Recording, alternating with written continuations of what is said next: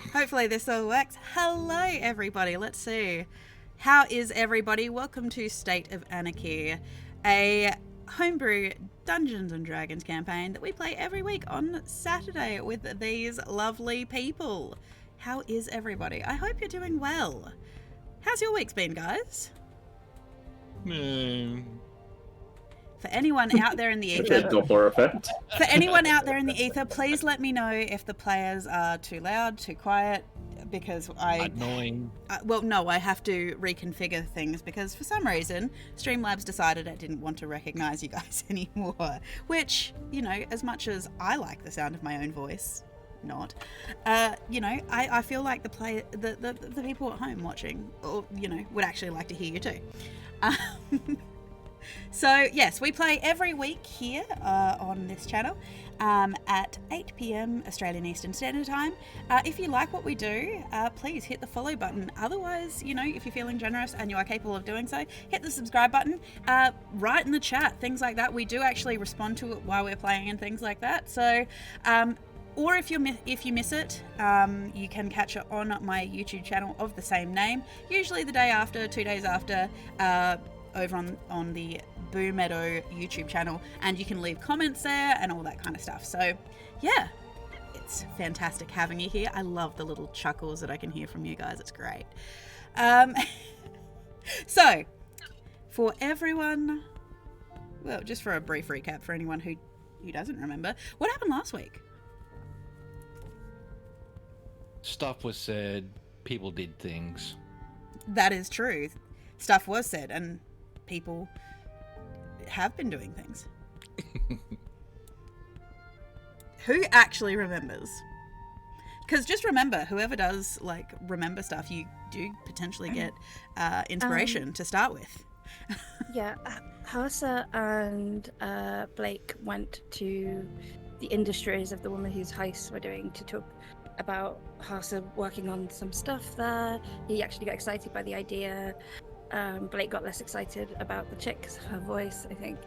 And then the rest of us went and staked out her house. Rick infiltrated. Yep. Under the guise of religion. And then, what's his face? Sorry, Crisis. had another PTSD. And yeah, had Crisis had a crisis. Crisis had a crisis. Although for everyone, what's new? I think Crisis has one almost every day. And so I think unfortunately it meant Rick had got out of there maybe prematurely. I don't know what we discovered, but something. We discovered she owns a cat. We discovered she owns a cat. Yes. He's very well treated. Oh, you met some of her staff too. Which is good. The freaky butler. So you know the names, I guess. If somebody's infiltrating, we can know the names. It's true, and I mean, Rick did get to see the kitchen, so. Yes. Which is very important. Which is very important. Okay. So, yeah. So. And we did buy snacks. You did indeed buy basically a metric Rick ton of jerky. Yep. Breeze does not like jerky. Turns out. I don't blame her. She is a woman of refinement. I don't know what you're missing. And for that, I do. And for that, May, you can have inspiration, by the way, to start the session, because who knows, you might need it. Also,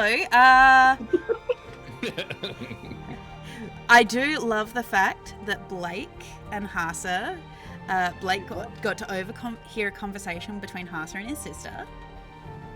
Oh, no, I'm going out for coffee with his sister. You are going out. Well, no. Yeah, you are going out for coffee with his sister because apparently she's an archivist and that's kind of really cool. But also you've started to realize that everything about Hasa kind of makes sense after meeting, talking to at least a member of his family. The fact that, oh no, Hasa's awkwardness is clearly a familial trait. It's not just a Hasa thing. Also, for some reason, he puts on an accent. Yeah. But I would also like to say that I'm she's going to have a terrible, terrible time, lunch date with Blake. He doesn't know what an archivist is, but, But then she's gonna get to hang out with Breeze, and it's gonna be just the best time of her life. Like, I'm really pumping Breeze up because like the standards are gonna be so low once she leaves like lunch with Blake. She's gonna be like, holy fuck, how can today get worse? And then bam, instantly with the princess, and then I basically assured you're in here, Breeze. I'm not. I'm just trying to just try to keep a lookout at the party. That's all I'm doing. What specific member of the party? No, We will discover more about that later if that is the case. So, I believe you guys all met back at the tavern and got to have a rest and things. So, we're starting fresh the next day. Everyone should have all their spell slots back and the like. So, yes. So, who's doing what? Or are we just all meeting downstairs for breakfast for, what is the day? I think we're all meeting downstairs. Well, hold on. What time is it? Is it? What time would you like it to 4:30. be? 4:30 in the afternoon. It's clearly 4:30. Yeah.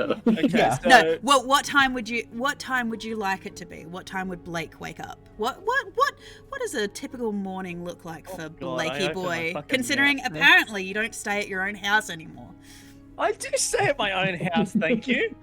I had to clean that shit up. There was dust everywhere. Yeah, because Mothy is hanging around you like a bad smell. The love- dandelion is now apparently your best friend. The dandelion goes alright, but I feel like that's Breeze's pet that just it's a little too big to stay at the inn all the time. So Rick's pet, really.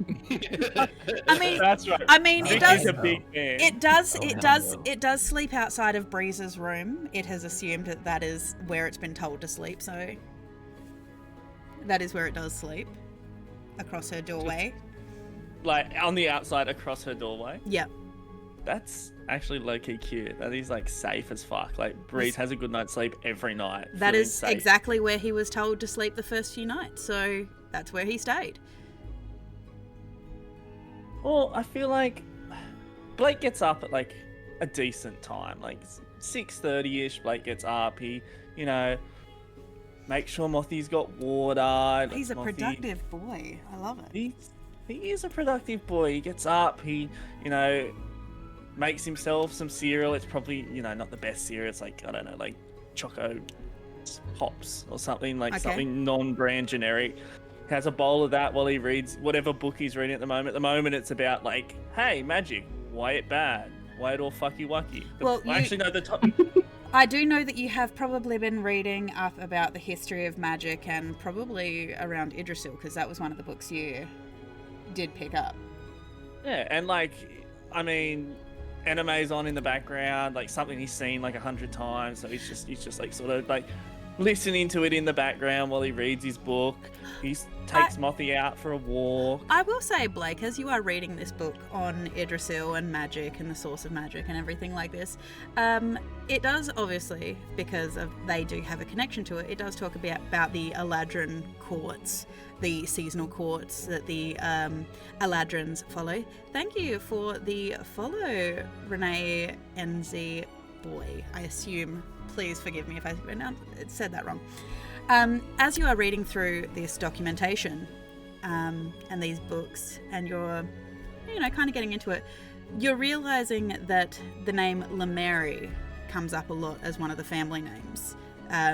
They are the royal family for the Spring Court. All of the Eladrin courts are matriarchal, and the Lemeri family specifically do tend to have a very crucial role in the connection of magic to the land.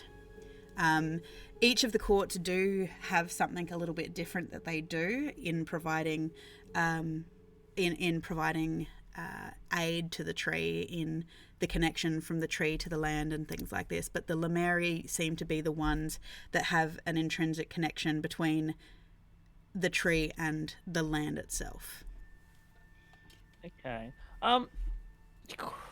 Do I know Breeze's last name? I don't know. Do you know Breeze's last name? Like, is it?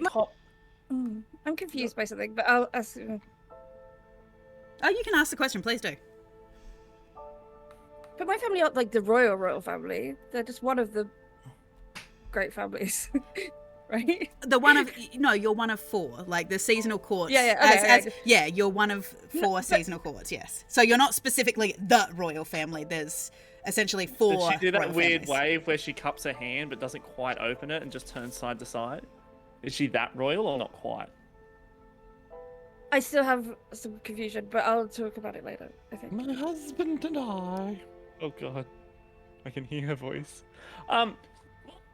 Is it like, I know who Breeze is. I know that she's apparently like some, a princess. I know that she's like, apparently, she's been like off the, disowned a little bit.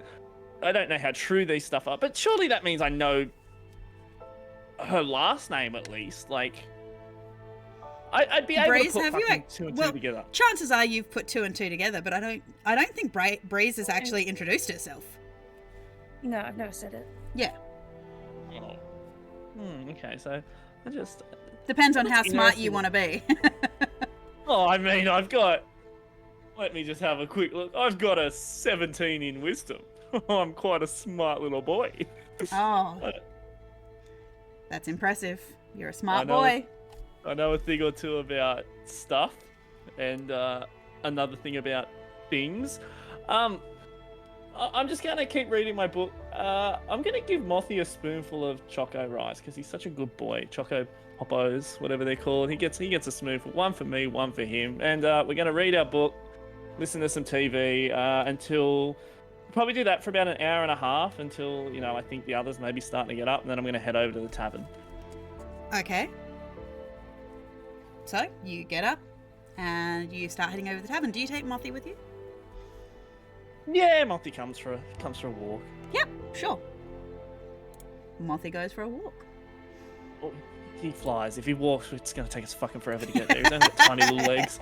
Okay, so while you're making your way over, I'm assuming in your vehicle... Wait, if you want to walk over, we could take hours for you to walk over, but... Oh, is it fucking... Nah, we're in the car. We're beep, beep. I'm fucking... Off I go.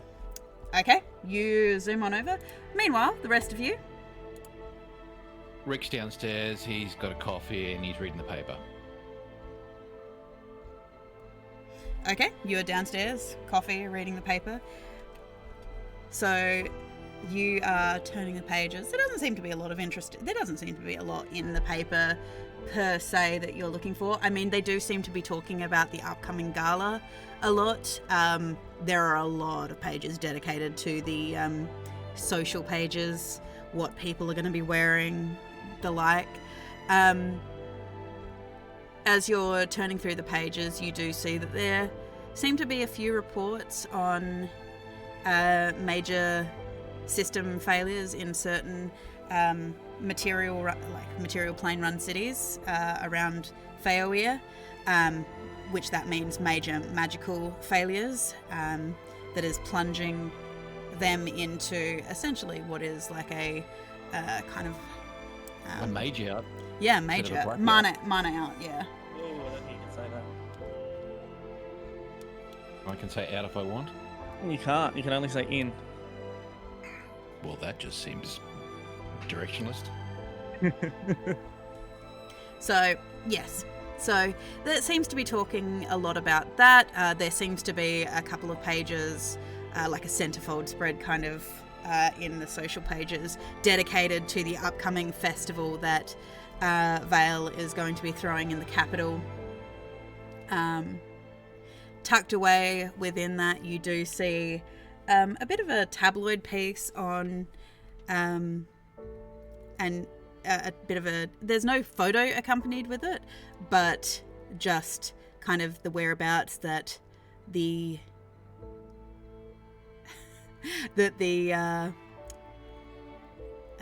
princess for the Spring Court has been seen out and about in Corkwood, in the presence of what appears to be many fine-looking male suitors, with speculation that perhaps a royal engagement is on the way.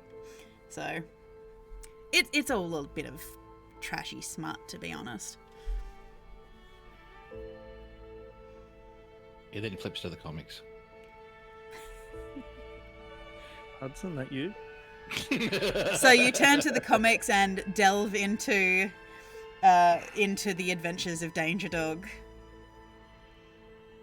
Excellent. So, what about the rest of you?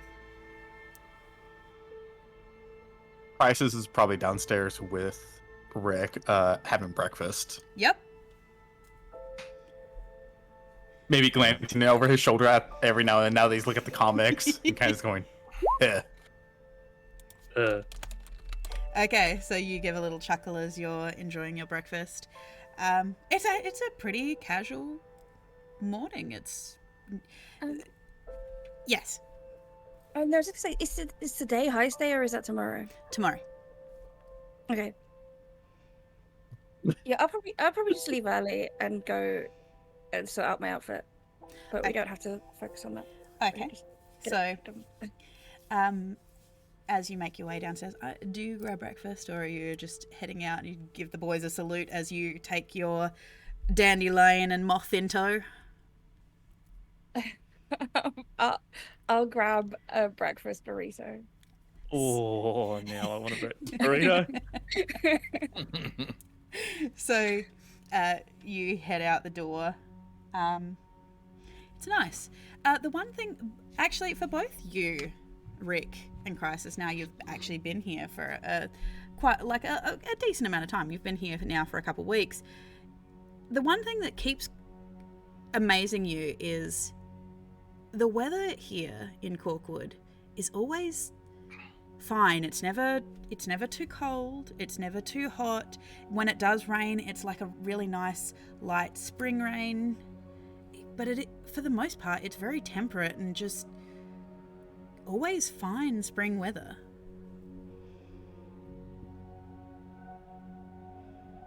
It's really upsetting. The rain. Oh, go ahead. What was that? What was that, Rick? Sometimes I just miss the rain. You missed the rain. I know, the two broody boys can't sit in the corner and just stare out at the rain on a grey day. But it yes, makes the world as cold as I am. you watch it. You Vengeance. I like to think that was Blake sitting next to Rick. Like, well, Rick, are you talking to your recorder again? You do watch as Breeze comes downstairs, orders breakfast at the bar, grabs the burrito after it comes out after a few minutes, kind of gives you a nod and heads out. Hauser is gonna do the same, grab just like a sandwich. Okay. Just something bare bones basic. And then he's heading straight for the gate. Okay. So you're heading into the center of the city, yep. Yeah. Okay. Rick. Yeah. What is it? I'm grabbing some spare clothes before we do our thing. Do you need anything, or? I'm just gonna grab a blanket. Okay. I'm hoping it doesn't get confrontational, but if it does, I don't want to be wearing my stuff. Okay. Right. I've only got one set of clothes. Right. Do you want me to grab you another set? No, I'm fine. Okay. And Crisis will go back to eating. Okay. So, we head out into the city. A couple minutes passes and Blake swans through the door to see Rick and Crisis enjoying their morning coffee. It's a peaceful morning for them, actually. No one's having a crisis. No one's having a mental breakdown. Yet. Ha. Yet being the key word. Well, now Blake's here. That's about to change, so... What the fuck? So, you wander your way in. What are you rolling friends for, Rick? No reason. We're already pals. He just wants to summon one. Okay. Well, So, lucky for you, I've arrived. I'm taking that as maybe in-game. why he's trying to summon a new one. No, I'm taking that as in-game. Blake has walked in and gone, lucky for you boys, I've arrived, and arrived at the table.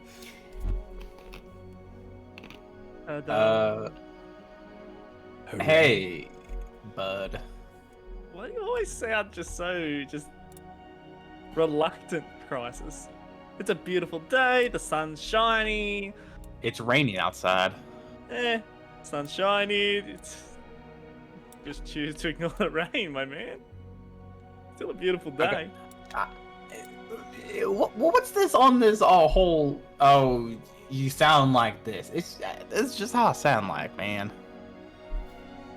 Yeah, but there's a difference between sounding like this and then being like, oh no, Blake's here again.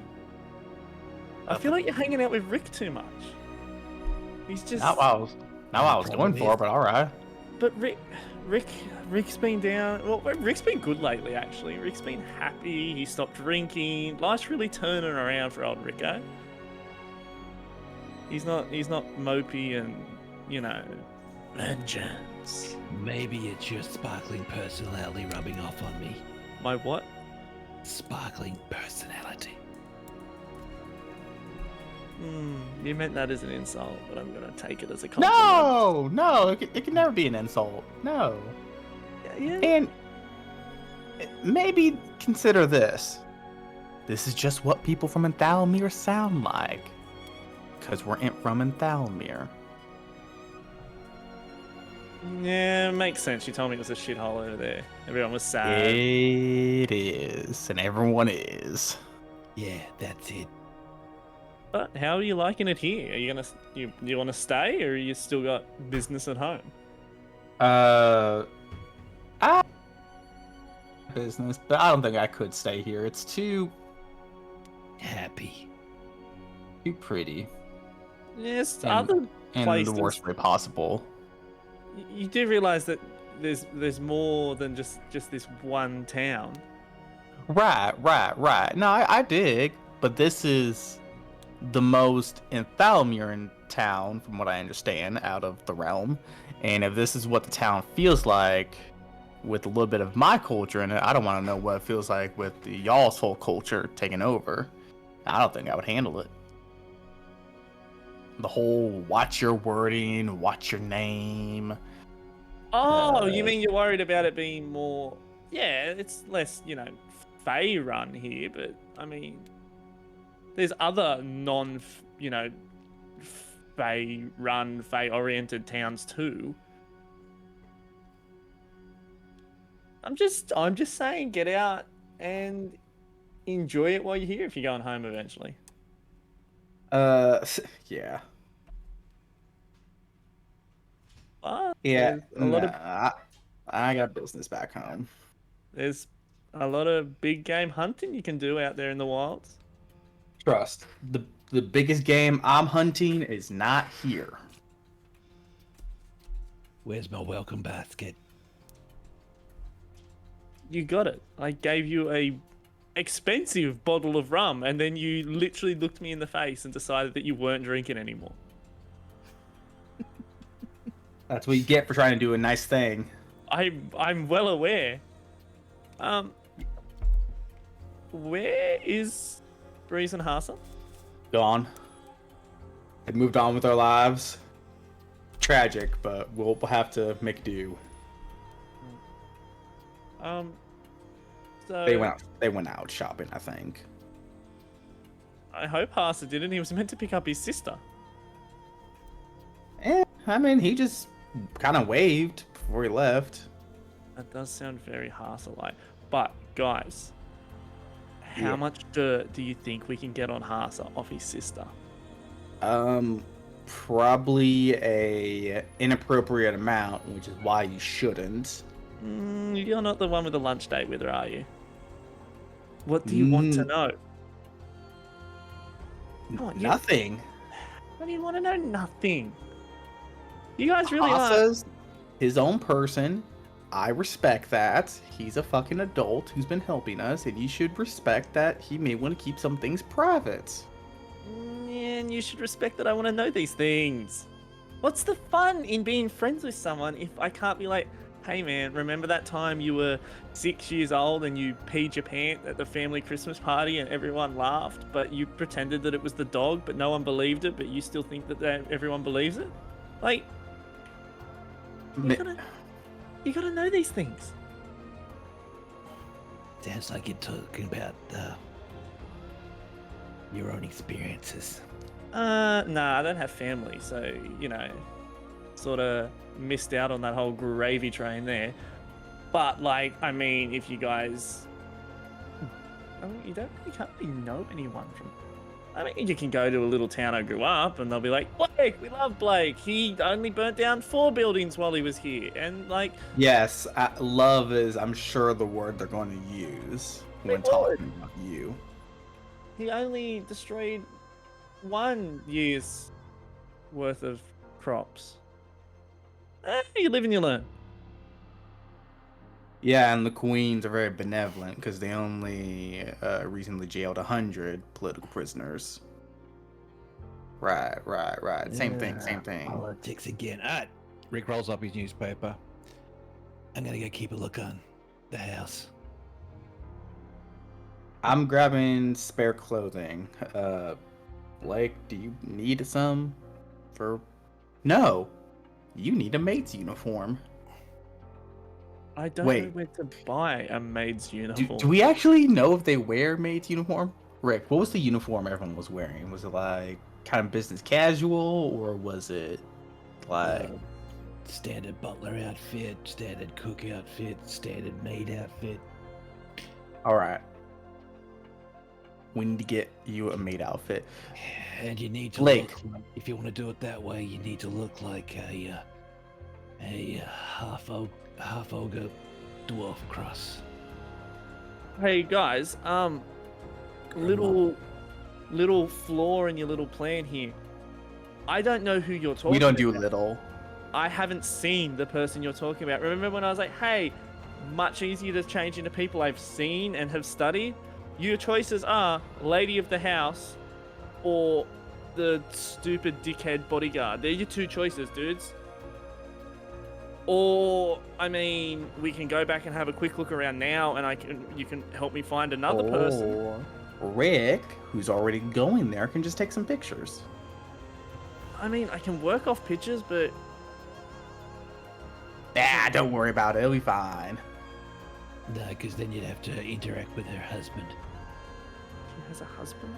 She has a husband? Wait, the lady of the house is married to the cook? No, the maid is married to the cook. Okay. You mentioned a cat? I mean, I can turn into a cat. Wait. You can animal shift?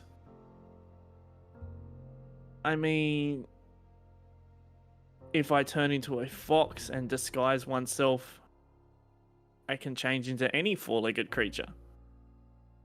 Holy shit, hang on. That changes everything. Can you really do that? I mean, out of character, if I'm reading my spells correctly, yes. In character, I'm going to be confident and say yes. I mean, shit. Depends Rick, what that should spell be your that is. main What goal. spell is Disguise self. Disguise self? I think disguise self only works on humanoids. Humanoids. No, I can't change my limbs. I can only have the set amount of limbs, but it's a kitsune spell which I can cast with... My kitsune spells can be cast while I'm a fox. Therefore, I would have 4 limbs when I cast it. Yeah, but even humans have 4 limbs. I don't know if you realize this. No, but what Also, you would have a tail. Cats have tails. Right, but we're going off the assumption this is only for 4 limbs, not 5. Yeah, but he's a kitsune, so he has 2 tails. Ooh, even worse. Actually, he is actually reading this correctly because... I love the surprise in your voice. Well, no, because He's actually reading it correctly. No, he is. About this. He's not wrong about this because this is the thing. When he does change into a fox, he basically has to change into the same arrangement of limbs, i.e. his fox form isn't bipedal. Yep. Hell yeah, dude. I will say Ian. you can Someone get the you gold can star. you can appear bigger, shorter or taller, fatter or thinner or in between, but you can't make yourself like a size bigger. For example. So, So- my Yep, so you would only be fox-sized animals. Yes. So Yeah. and This a might fox be a is really small. big cat. I don't know. Minkfish. Hey, what the fuck? What? Why you? Why would you give her that idea? She's like, yeah, this cat's huge. It's ginormous, size of a building. Well, you just know she's got a cat. All right. So it sounds like we know what All we right. need to do. Rick, you gotta find that cat somehow. Great. Can you try that with a bit more confidence, Rick? Yeah. This is him confident.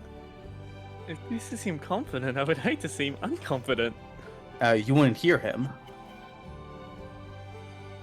So, okay, so So you want me to get a picture of this cat and send it to you? once again, pictures are great. I can work with pictures. Not if you want identical, I have to be there. I need to see it, physically see it, to be able to catch it from a few different angles. Like I can't. Oh, I wouldn't dare dream of interrupting your lunch date to get dirt on Hassa. No. What I'm okay.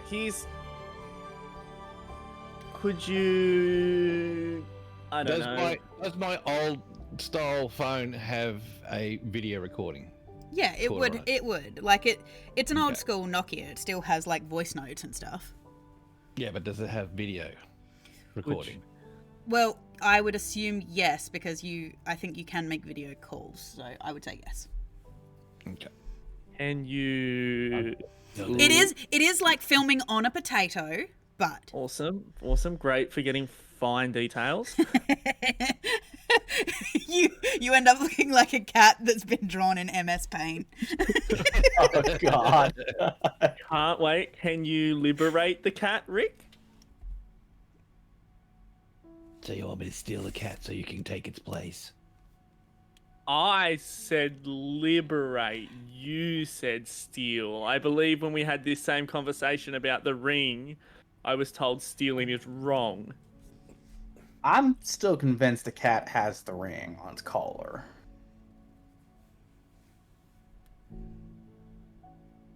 That still means I have to get in the house. Okay. Which, yeah. Do we want to risk him getting in the house, or just try to stake it out? Look, if he can get enough material, I can work with what I can get. But it does bring up one more teensy tiny problem. Well, two little tiny. Well, one. If that cat has like a collar and stuff like that, I can't mimic clothing. Oh, trust. I'm more than willing to collar you. I don't think that's what he means. I don't. Kinky. What was that?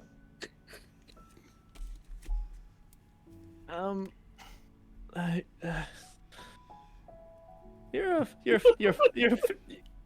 a funny guy, Crisis. Yeah, so I've been told.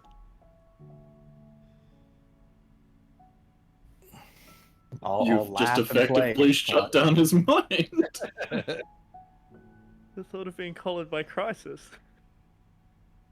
I don't know how I feel. Also, God, Yes. the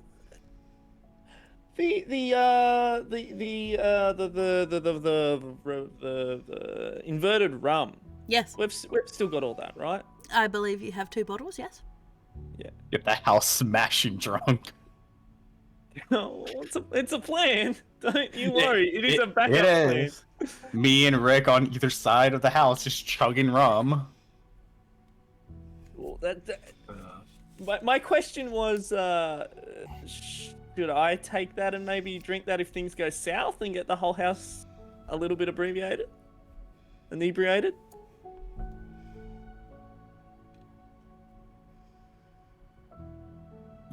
I mean, you could, but it'd be weird to see a cat drinking a bottle of rum.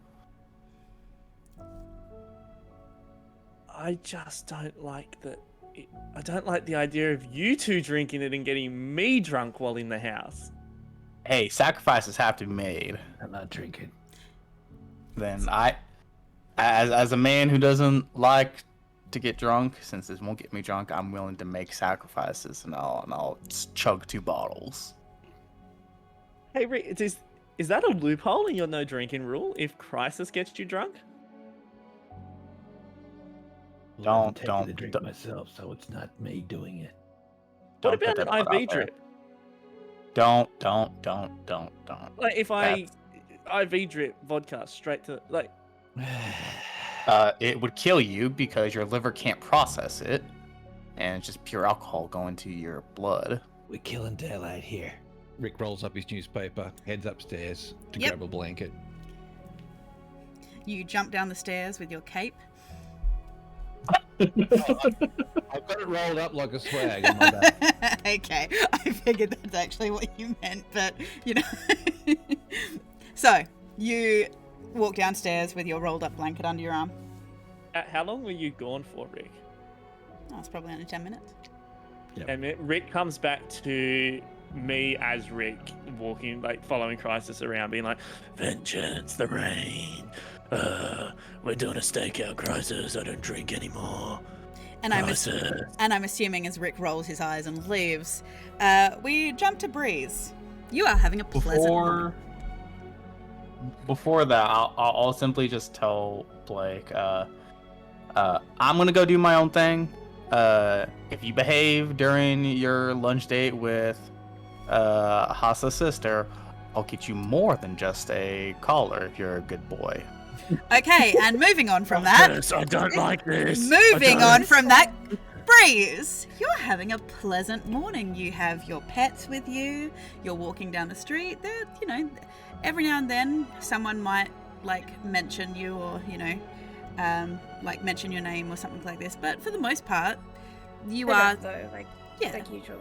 Yeah, it's not as oppressive as it is when you're usually back home. So it's only probably 1 or 2 monarchists that actually really recognize you. So the interactions aren't pervasive at all. Like they're not trying to impede you or anything like that. It's just more they're noticing you as you're walking down the street.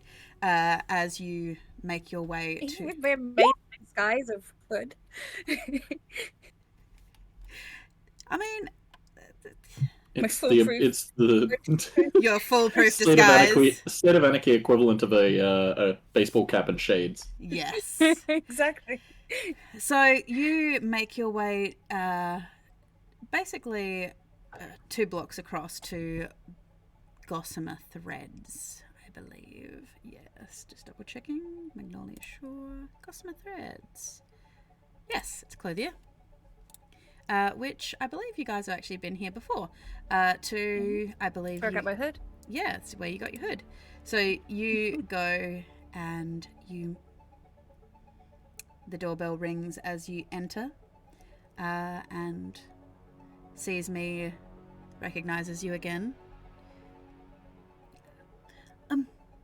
Good morning. I don't remember what voice I gave her. It's been so long. I should really make a note of that. Good morning. Do you need some help today, or are you happy browsing? I pick out a dress that looks exactly like the inspo pics I sent you, and Okay. I leave. Without paying, she just grabs it and runs. No, I say it's for the gala. It's for the gala. Oh, it's for the If you know gala. the papers. Oh, it's for the gala. Oh, okay.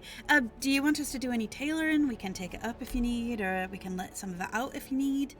I mean, obviously, I want you to have the best fit possible. The last thing I need is, it falling off or, hanging in a way that isn't very flattering. Okay.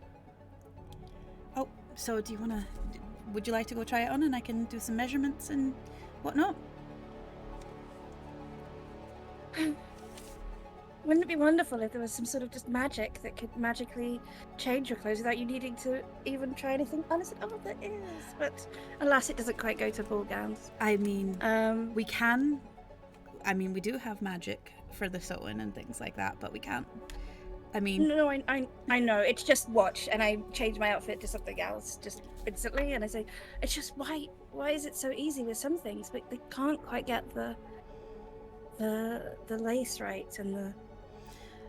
well, I mean, there is something to be said for, hand wrought lace. I get what you're saying. Like, I can definitely understand why it would be popular amongst the chain and things like that, but.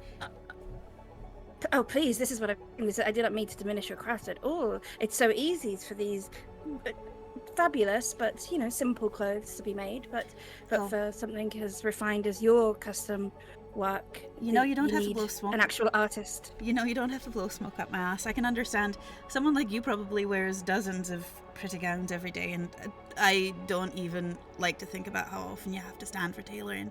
So I understand it. I wasn't blowing smoke. I was paying you a genuine compliment.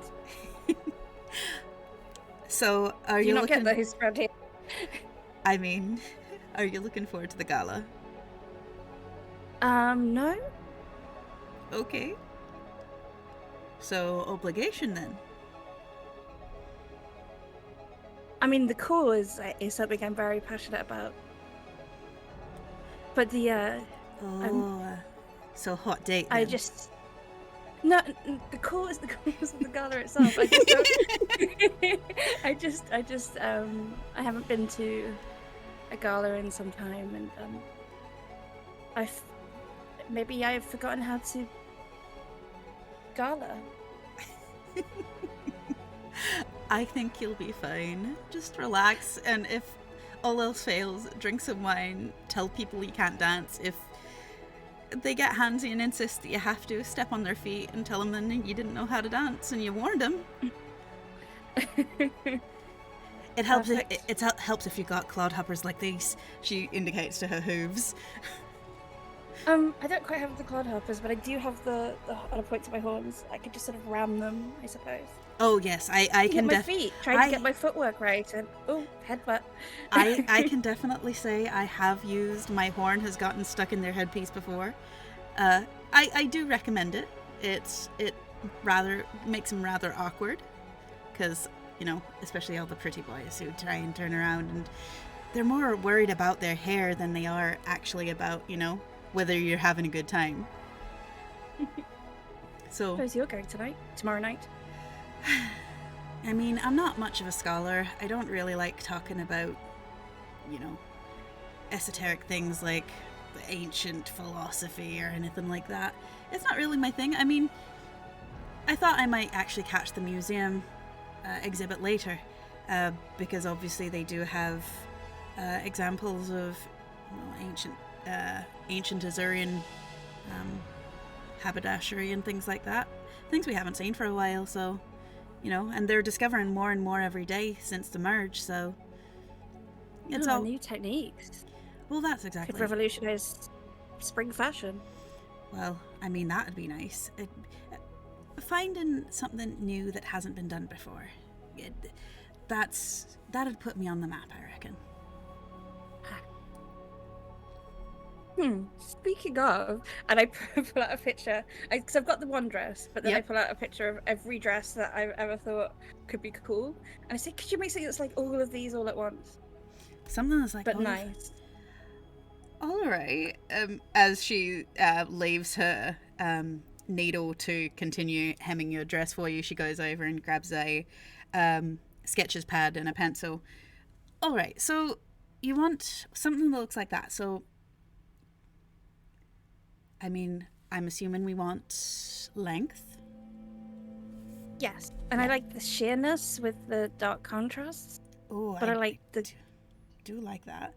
And appliques or no appliques or? I don't know. I see the one. It kind of looks like armor. Oh, I do like that.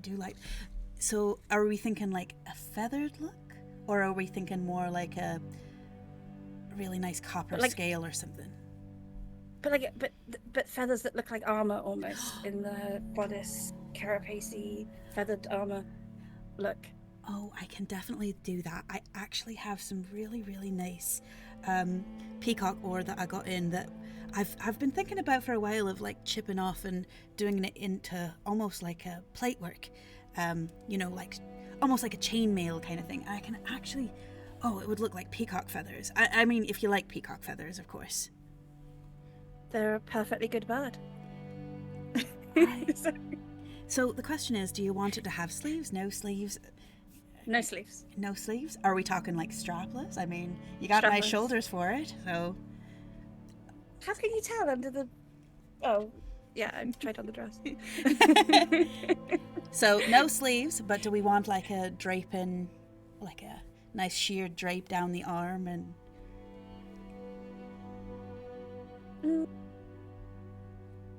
No, I think just...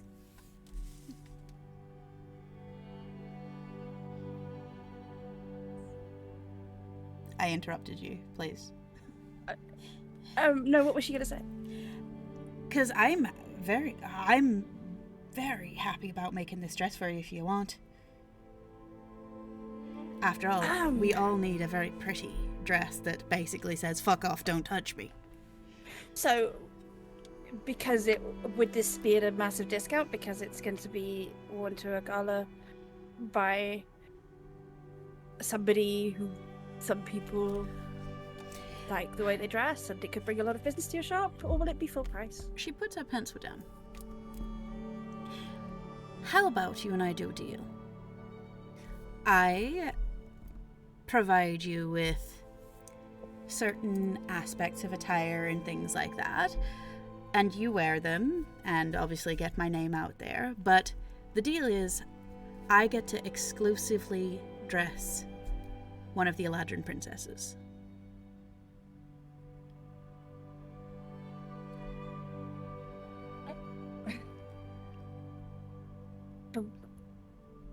And if I travel? Oh, you get my name out there. You make sure you're wearing the pieces. When people ask, you tell them, where you got it, who you're wearing, and basically become a brand ambassador.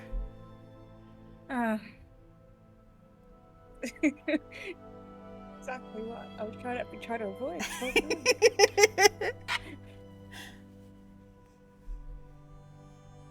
Damn, that's a shame.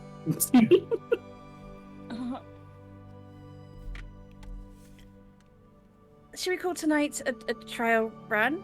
I'm happy to do that if you are.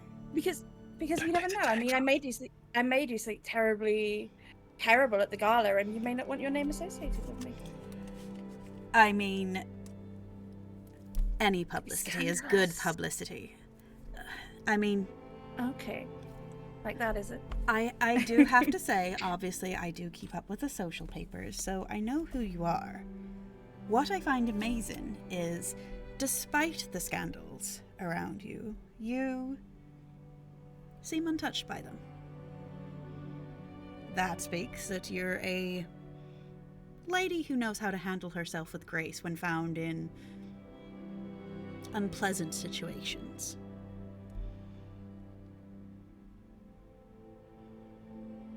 Kind of need to say. Well, it takes a lot to not fit in with your family.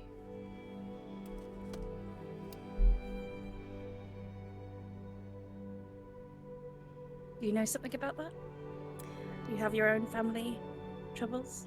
Well, I mean, we all do, but I mean, traditionally I'm from the Court of Flames. Obviously, I much prefer the desert and things like this, but sometimes you've got to get away from your family and your family name to see what you're truly made of. Of course. Thank you. And yeah. And if it makes you feel any better, I wouldn't just offer this to just anyone. For example, could you really see an elf wearing my attire and showing it off with such wonderful aplomb? So I hope it's based exactly on my personal... Of course. I would take your preferences into consideration, colors, fabric types you like, and things like that. I mean, I hope you're offering this to me because of how cool I look, not because of my family. Well, I certainly wouldn't offer it to that press of a sister of yours, if you don't mind me saying. She tries so hard. She just doesn't seem to have the right attitude for it. Yeah, well, as I say, we'll use the gala as a trial run. I didn't. Well, You know, I'll be your ambassador for the night, and perhaps we can all right. then negotiate future. As an act of good future faith. partnership. As an act of good faith, you can have tonight's dress on the house. Deal? Deal. She shakes with you. Okay, perfect. Yay, new dress! Who knows? You have a dress. I have a dress. You leave. There's like a beam of sunshine hits you. The dandelion's got a bit of a pouncing prance to his step. It's a great day. We frolic around. You for a frolic. bit. It's great. Meanwhile, Hassa, at the Lawmakers Guild, where the teleportation circle is, you're waiting in queue behind a bollard as you see people entering from the arrivals lounge, and you're looking for a familiar face. We never really discussed, is she as tall as you, not as tall as you? How tall is your sister? Not as tall, no. Not as tall? No, I'd say maybe like a head shorter. For anyone who doesn't know, how tall is Hassa? Okay, as I go back to my about section to remind myself. As my computer slows down, obviously, Yes. just in the nick of time. Yep. 'Tis the way. He is 6'5". We got tall boys. Okay. So she's a bit shorter, so about a head shorter, so about 5'10", 5'11"-ish. Yeah, we'll say that. Okay. Just making a note. Alright. You see your sister exit the arrivals area. She's wearing a trench coat that's tied around belted around the waist. The collar is pulled up, but it is very much, you can tell that it's her archivist's coat, basically, that she's got pulled around her. It's in a shade of pale blue. You can see the gold threadwork running up and down the lapel as she exits, and she sees you, and her face breaks into a grin. She has a small satchel bag with her, which you would assume has her things that she's going to need for the gala in it. And she comes over, gives you a hug. Didn't know if you were actually going to meet with me. Wouldn't miss it. Well, considering how you were trying to keep me away from your friends, I mean... Always so quick to judge. Well, I'm trying to figure out... I could be keeping you from them, or I could be keeping them from you. Well, I figured... Look, I knew you couldn't be embarrassed of me, because, let's be honest, I'm awesome. So I figured you're embarrassed of them figuring out you. Uh-huh. Was it, I forget, historical artifacts or psychology you went into? I mean... Well, let's just point out. The accent. Don't even. So I'm assuming takes you want me time. to lie for you? Oh. What is any sibling good for? The question is, why? Also, what are you going to give me? I'm working on something new. I will pick your brain about it later. But It's difficult. You know how great grandfather was. Yes, but why are you pretending to be him? No one would ever be very successful in pretending to be him. I'm simply walking a mile in his shoes. But can't you do that as you? I could. After all, I thought the whole point of this sabbatical was for you to get to do all the things you wanted to do, to see all the places he had been for you, not to be him. I know. Anyway, we're not here to pick apart my terrible plan. I agree, but I do need to ask. Do they know? About which part? I don't know, why you're out here. About, I mean... In bits and pieces, they, Do they know her name? some of them do. Yeah, but have you talked about her?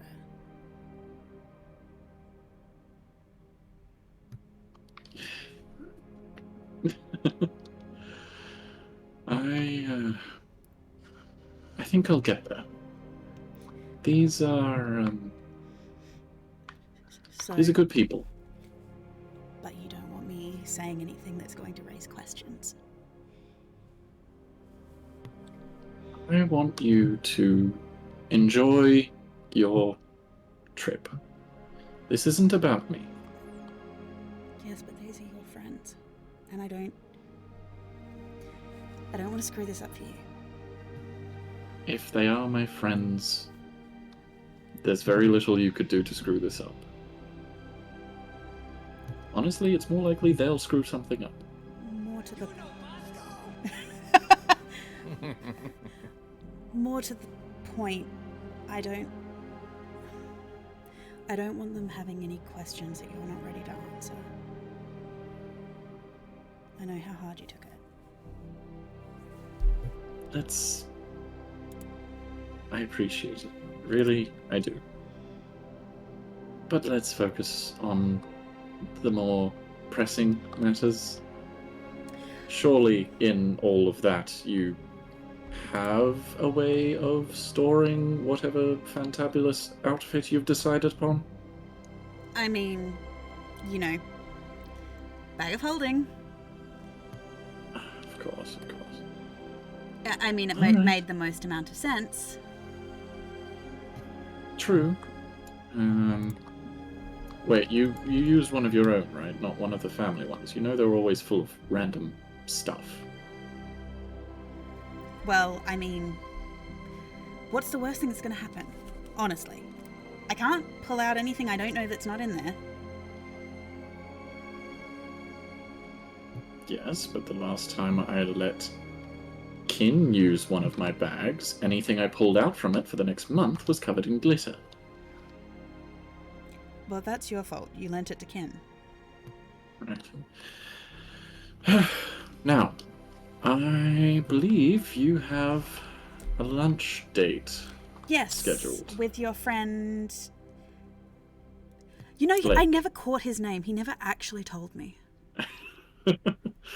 He's a bit like that. You'll learn very quickly. Well, Blake. I'm just excited to talk to somebody who's clearly an academic.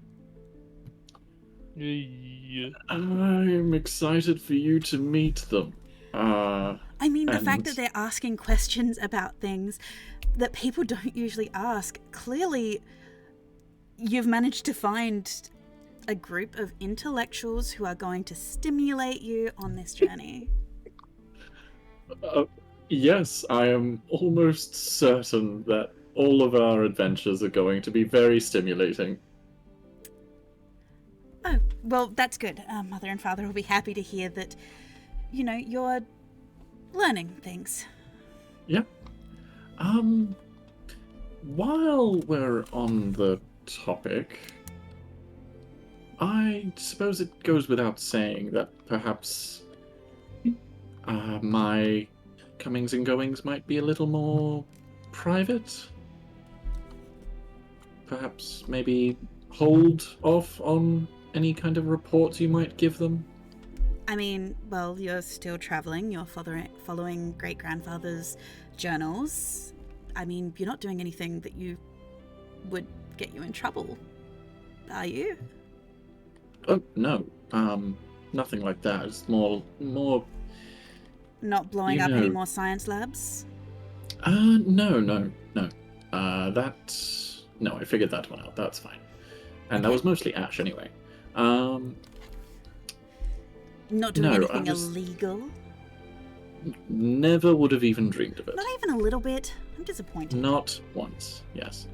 You'll definitely like Blake in that case. But no, I'm just saying, how they worry. And it's... So you want me to tell them that you're out here, you're making friends, and you're well-adjusted, which of course they're going to believe.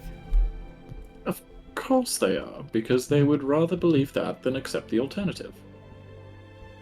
Actually, the fact that you're not just dead in a ditch, they're going to be happy. So, yeah, all right. There you go.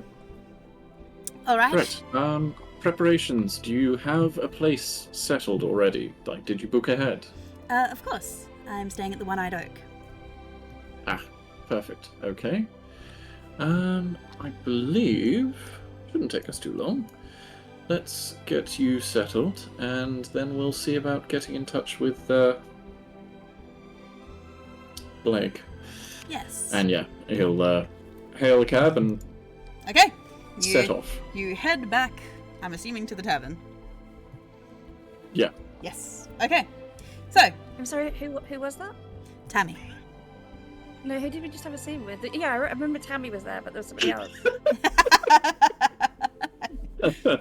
I'm excited. Okay. So, you guys, I believe Breeze is making her way. Are you making your way back to the tavern, Breeze, or are you just enjoying the sun? Making my way. Breeze. You are not Breeze, last time I checked, Crisis. I resisted the making the way joke. It was really good. None of us did.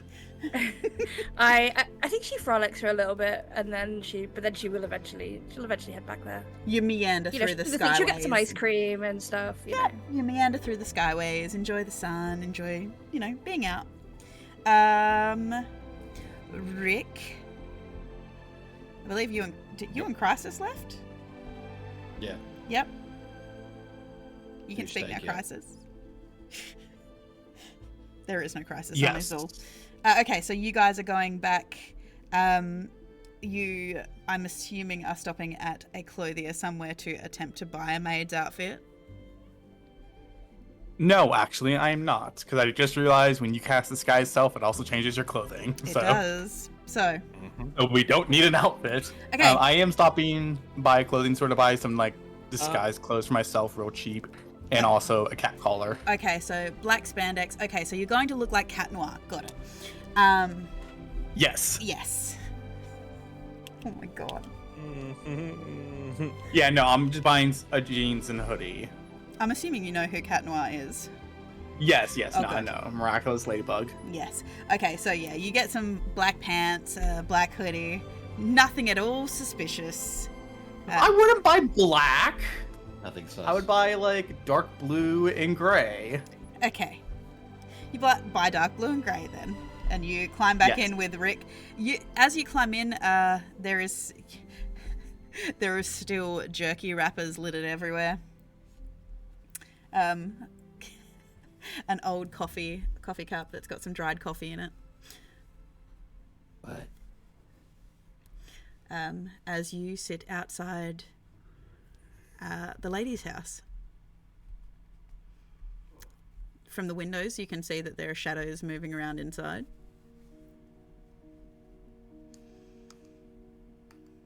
Any sight of our feline suspect? Not from where you're sitting, on the other side of the road.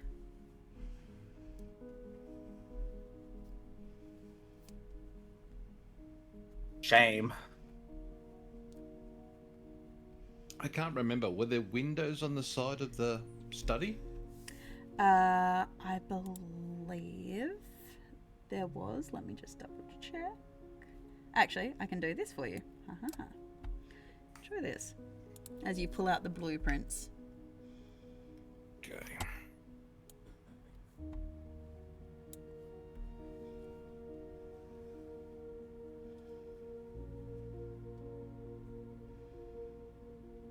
You unfurl the blueprints and hold it up in front of you, Rick, as you and Crisis can peruse it. Shit, maybe we should have had Blake come over here as a cat and do the studying.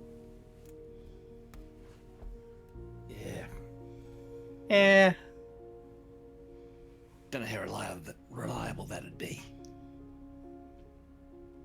I'm sure he would have pulled it off.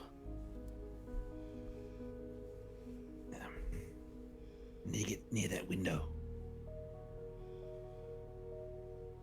Which window? Back here. That one? You know from driving around the building, you are going to have to get over a 9-foot wall. That's not a problem. Okay. So, I'm assuming, Rick, you get out of the vehicle? Yep. Do you want me to go up front and cause a distraction or something, or? No, just keep an eye out. Okay. So you make your way across the street, Rick, your hands in your pockets, as you meander around the side of the building to where the wall is at the back. I'm assuming we're going to parkour. Yes. Okay. I'll go. Roll Up the me wall. an acrobatics to get over the wall, please.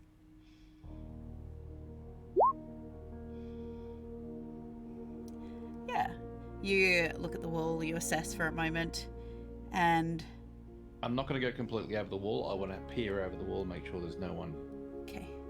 on the other side. You take a little bit of a run up, you scale the bottom half of the wall and leap, allowing your fingers to catch the edge of the wall and slowly pull yourself up to peer over the wall. Just enough to get your forearms resting on it so that at least they're supporting some of your weight as you're looking into the backyard. It's a lovely flower garden back there. You can see that there is a cottage garden that has some vegetables in it as well.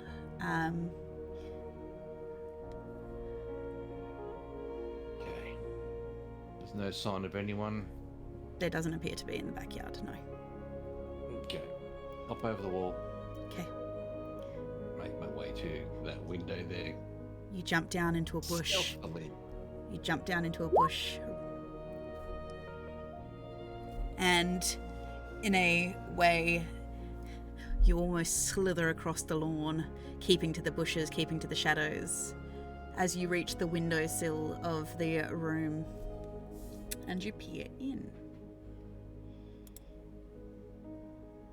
So making sure I'll put you in.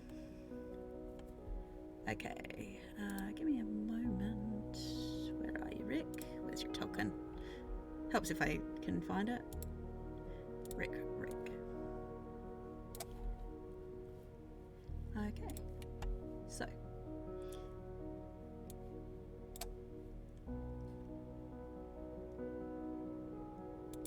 Rick.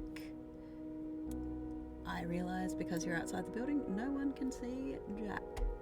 That's fine. Jack's here? Yep.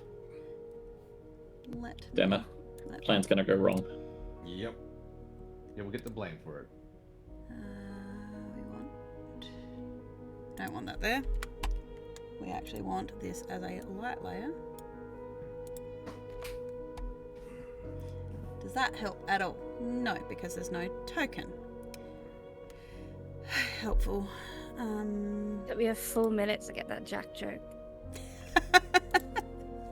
You know what? Let's see. We will. I just just need to configure this so people can see, because that would be lovely.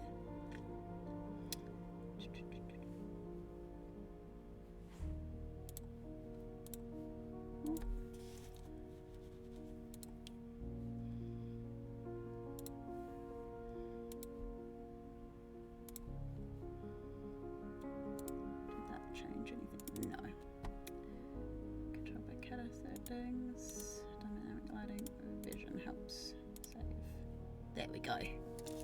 There we go. Now people can see on the internet. Why are you guys like this? Why did you draw on this? I didn't know it was going through.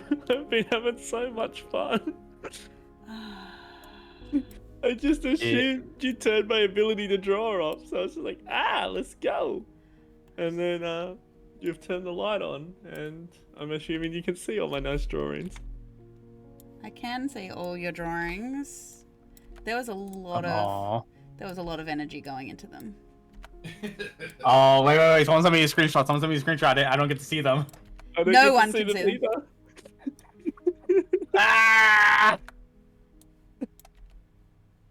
Oh no. I also wrote Pussio. Yeah, I removed that. There we go. Now people can see. Everyone can ignore the sun, because otherwise nothing can see. As you look in, Rick, you can see in front of an unlit fireplace a large cushion. And curled up in the center of it is a very silky looking coil, curled up into a ball, apparently sleeping.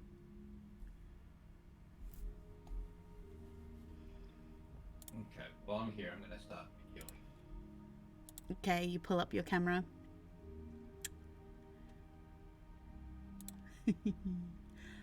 As you can see, curled up, as you press the record button, obviously I'm assuming you have your phone on silent. Yes. Okay. Roll and see if the flash is off. So, you start rolling. As you start rolling, you can hear the shutter trying to look into the shadowy interior of this office building. You can see the lady's desk in front of the window here, and you watch as the ears of this creature twitch as it stretches and stretches and stretches, as you realize this is a very large black cat.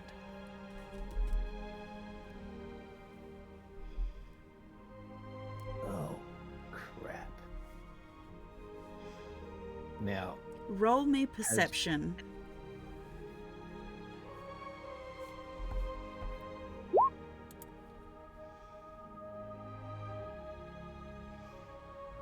Okay. As you're looking and the cat is stretching and you're watching the faint amount of sunlight in the room rippling over its glossy blue-black fur, you see a collar around its neck. It looks like a very lush black leather collar, and dangling from it appears to be a golden ring. Double crap. I'll see if I can zoom the camera in. And take another photo. I'll take a photo this time. It zooms in, but the picture is pretty cloudy and pixelated. Damn, it's VGA. Well, thank you. Who's getting the inspiration?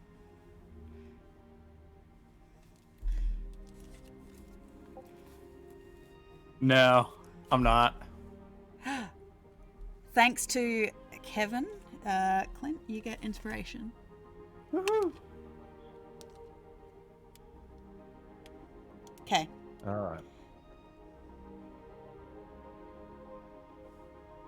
I'm going to lightly tap on the window. You watch as its ears twitch, and this cat rolls, its paws batting in the air as it looks at the window. You can see its nose sniffing. You watch as its pupils start to get larger. Hello, fabled purr. Oh. I'll have a quick look around, make sure there's no one coming down. Okay. The door does seem to be closed. Yep. I'm just making sure I'm keeping an eye on my surroundings, make sure no one sneaks up on me. Okay. I'll tap on the window again. As you do so, you watch as this creature's maw starts to lift a little as it starts to snarl. You can see his pupils are getting larger to the point that they're almost dark black.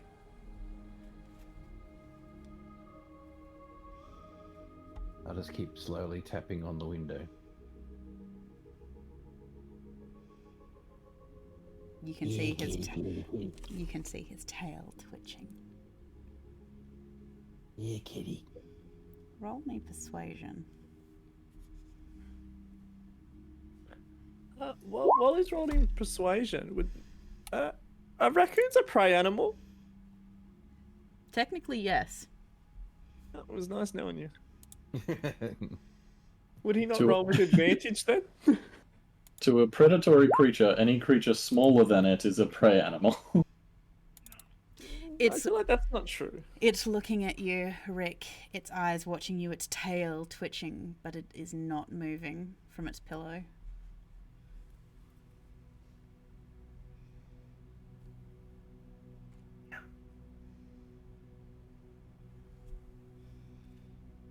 Alright then. I'll lower myself down. And I'll make my way back to the wall and jump back over again. Okay. Roll me another athletics to get over the wall. Back away.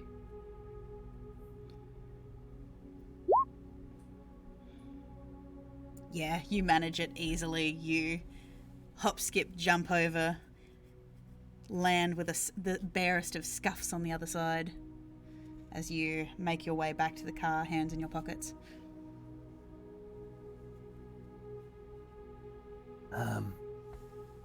We have a problem. Well, of course we do, because we wouldn't have jobs if there weren't problems in the world. What's up? I'll show him the video. What do I see on the video? Is it clear enough to see? On the video, you see a blurry video of Bigfoot. a blurry. Oh my god, it's Bigfoot! A blurry video. Sorry, not that one. A blurry video of this. It's actually just Rick's face. It was a selfie video the whole time. Oh, holy shit. Yeah. You know, I was worried the cat would be too small, but I don't think I need to do that anymore. No.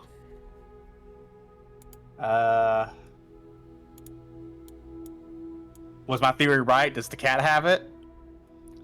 Well, it's something gold and that hanging around on its collar, so I'd say yeah. And wouldn't that be a deterrent for anyone, don't you think? Oh, I don't even think it's about the deterrence. I think this lady is egotistical.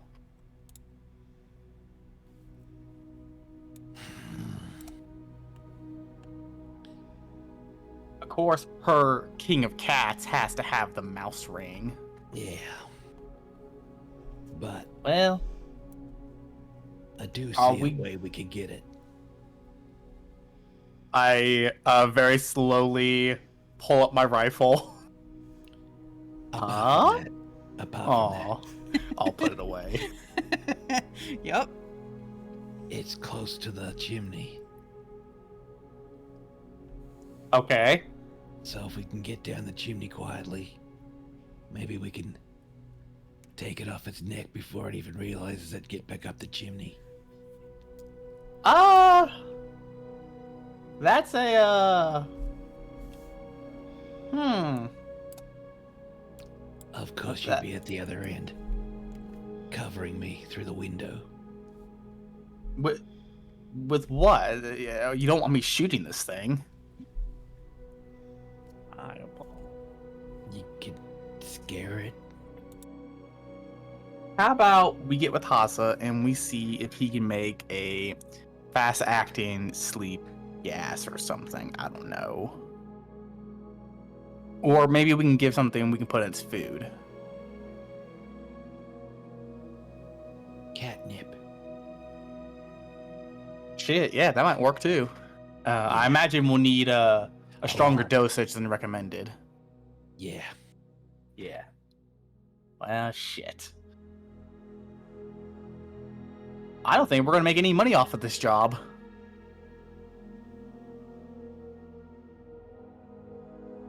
Yeah. Can do it though. Yeah. Well, let's get back to the others. I'll put the car into drive and I'll drive us back. Okay, as you drive back. Hasa, Blake, you've been hanging out, I'm assuming, at the tavern waiting for Hasa and his sister to arrive back. Yeah. All by myself. You got Mouthy! Your best and only friend. Anyway, Only friend.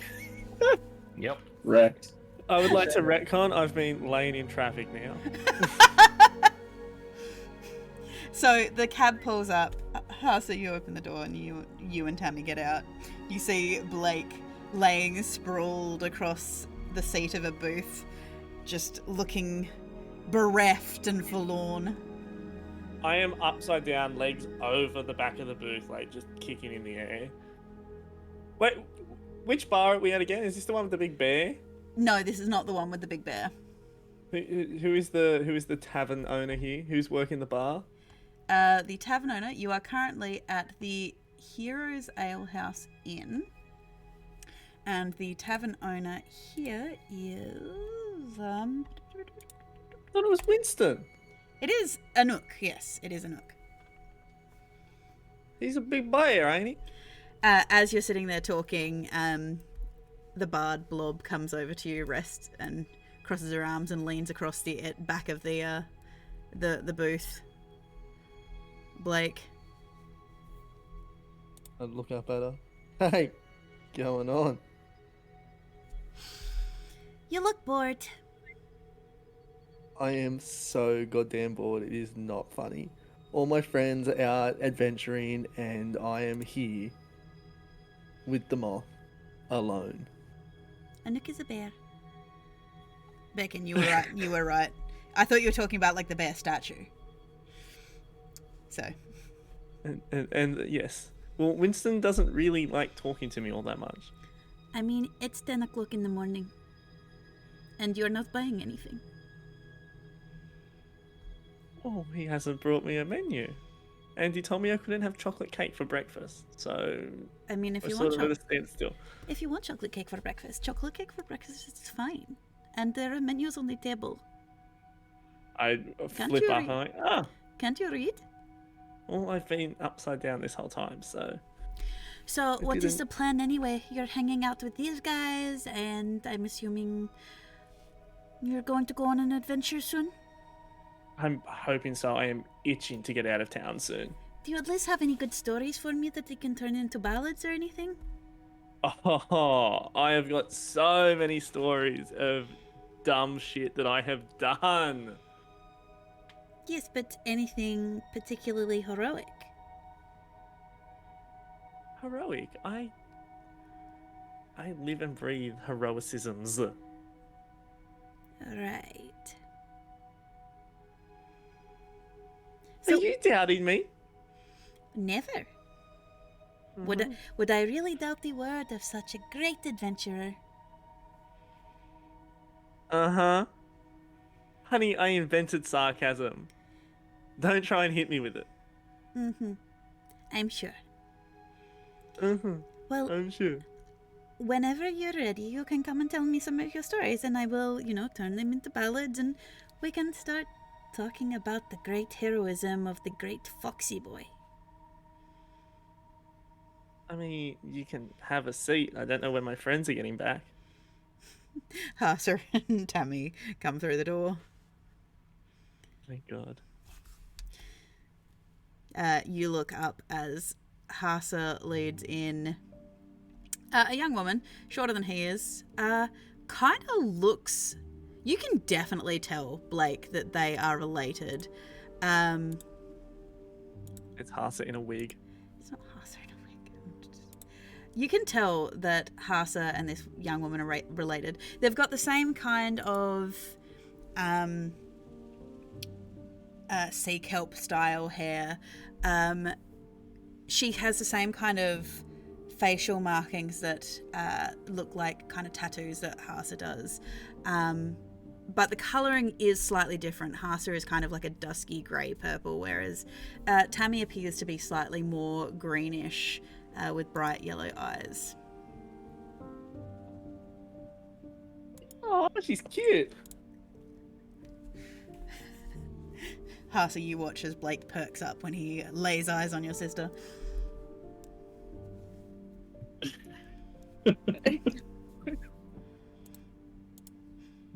You get the eye contact equivalent of down boy. You get the inverted eyes of a dog that's not paying attention to you. Seeing you see your friends. Oh, well, I see your friends are back. I better get back to it. This harp isn't going to play itself. He plays the harp? Yes, of course I play the harp. Oh. I also do contortion, but that's so much easier when you don't have bones.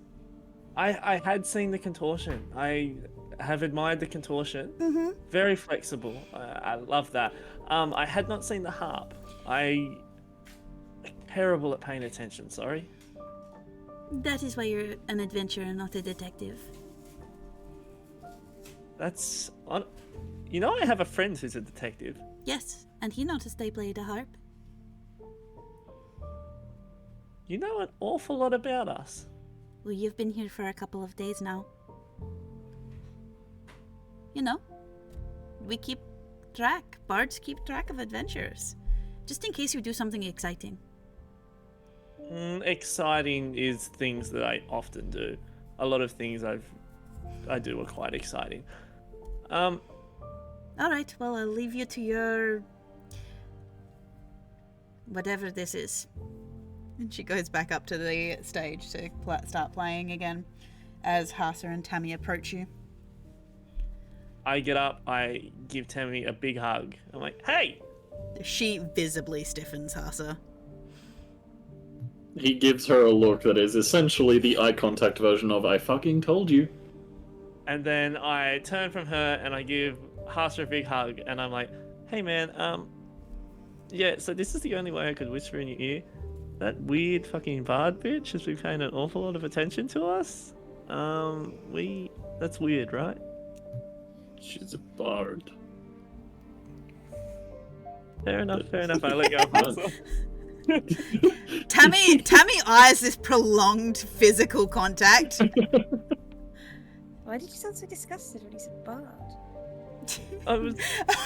You're not here, so you can't be offended by it. No, that's just the voice of Breeze in his mind. Somewhere Breeze enjoying her ice cream and a shudder colder than the ice cream runs down her. Yeah, I know. At some point, Blake is just going to offend every single person in this group. Harsa, you never said he was a hugger? Oh. Ooh. I turn into female and I'm like, I was his girlfriend once. Has he told you that? I have not, because that is the lie. Yeah, You? even I wouldn't believe that. Oh my god, has he not told you? He got offered a job with like the big perfume company, and I needed to go with him, like adventurous stuff. So he wouldn't let me go as just his mate. I had to be his girlfriend. Oh well, that's a so, relief. yeah. He's not stripping again. Wait, Haas is a stripper? Well, he was in uni. I immediately give her eye contact that is essentially shut the fuck up. She gets real quiet. I move between my body is now between her and Hasa, and I'm like direct eye contact. I'm like, no, do continue.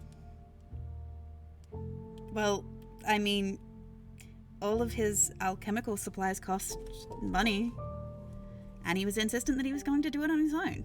He didn't want Mum and Dad to give him money. Yeah, but your family's so rich, aren't they? Well, yeah. But that what, you think just because they're rich, he doesn't want to have to earn it?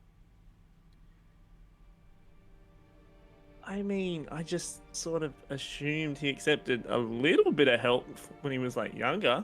Well, I mean, when he decided not to go in to become an archivist, you know, he said he wanted to do it himself in his way. So wait, you all have to be archivists? No, we all wanted to. He's just weird. Yeah, I like him weird, but... Thank you. It's good to see that some people do. So, Oh, sit down. Like, what? We don't need to stand here all day. And I usher everyone over to the bench where I was. just by the way, I'm Tammy. I don't think we actually introduced ourselves. Oh, I'm Blake, by the way, Tammy. Hasa's best friend. Best friend. She looks at you like, friend. Best friend. One would, I think we are all referring to ourselves as colleagues. Oh, you're not doing that, Best. are you? Friend. No, I'm not doing that. Great-grandfather I'm messing with you. Great-grandfather did warn you about that. Yes, I know. I know. They take one phrase and suddenly it's the only thing they say whenever they want to make fun of you. Yeah, like everyone has their own roles. Because they Slap do. him behind the head. Wait, you don't see the importance of that? I see the importance of, predefined roles to a degree, but I also feel like you gotta be flexible. You can't always be just playing, into your strong suit constantly. But how else do you excel? So, you think that you should only try things that you should only do things that you're good at? Yes, so you can be the best.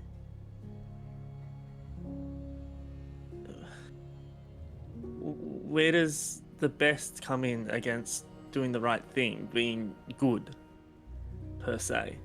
Well, I mean, it depends on what you're defining as good.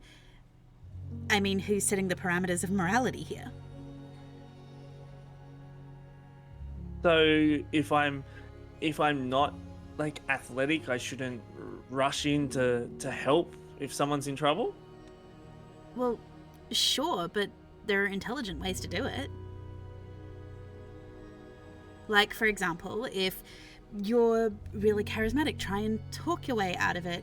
If you're really good at comforting people, try to help the victims.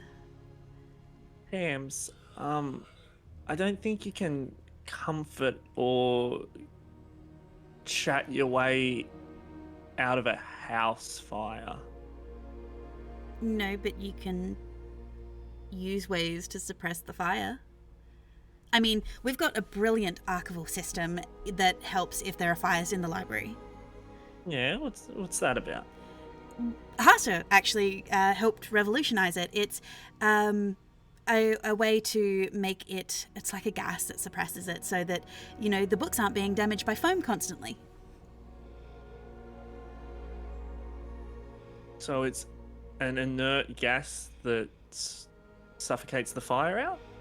Yes, there were a few trial runs where we learned very quickly that there shouldn't be people in there when that happens, but... How many trial runs is a few? Fire needs oxygen. If you're putting it out with a gas, normally you're getting rid of the oxygen?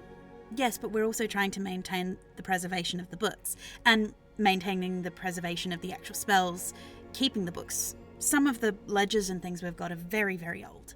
So we want to try and preserve them as much as possible, considering we can't make trips to Anthalamia to get new books. Yeah, the Queens aren't really about that. You would love Rick and Crisis. They're from Anthalamia. So is our family. You don't know? She's looking at you, Hasa. Haven't really covered that topic yet. When the Queens rose to power, Blake, our home was the first place they attacked, looking for whatever it was that they were hunting. Huh. Hasa seemed to leave that little detail out. Yeah, I must have gotten caught up in the busyness of our day-to-day lives. Huh. Yeah. The busyness. So you like books? yeah, I like knowledge. It doesn't really matter what form it comes in. Okay, you were asking about magic. Oh yeah. So it has. I don't really know how good the source is. She was a bit of an eco-terrorist. It was a whole ordeal. Between spurts of trying to kill me, she may have let slip that magic was getting all messed up. Yeah, and it not is. working properly, and it was due to some mining and... Yes, the etheric mining. Our great-grandmother, she's got a number of journals on it because she was one of the main sources that actually managed to bring word to the Feawerian courts about what the LUS was planning. I mean, before the merge happened, of course. Yeah. Our family was right in the middle of that. Our great-grandfather was a hero. He was Another detail that Hasa has Yeah, he and left out. his friends, they actually stopped the Titan King from rising and, saved the world. That part is my bad. More often than not, I usually don't have to mention it. Like, I know that sounds kind of up myself, but I'm kind of used to people just knowing that.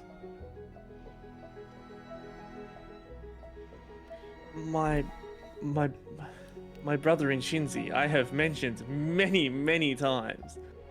I don't really... You had to explain to me how taxes worked, for God's sake. Fair. Yeah, that's fair. I didn't exactly have the most, stable upbringing.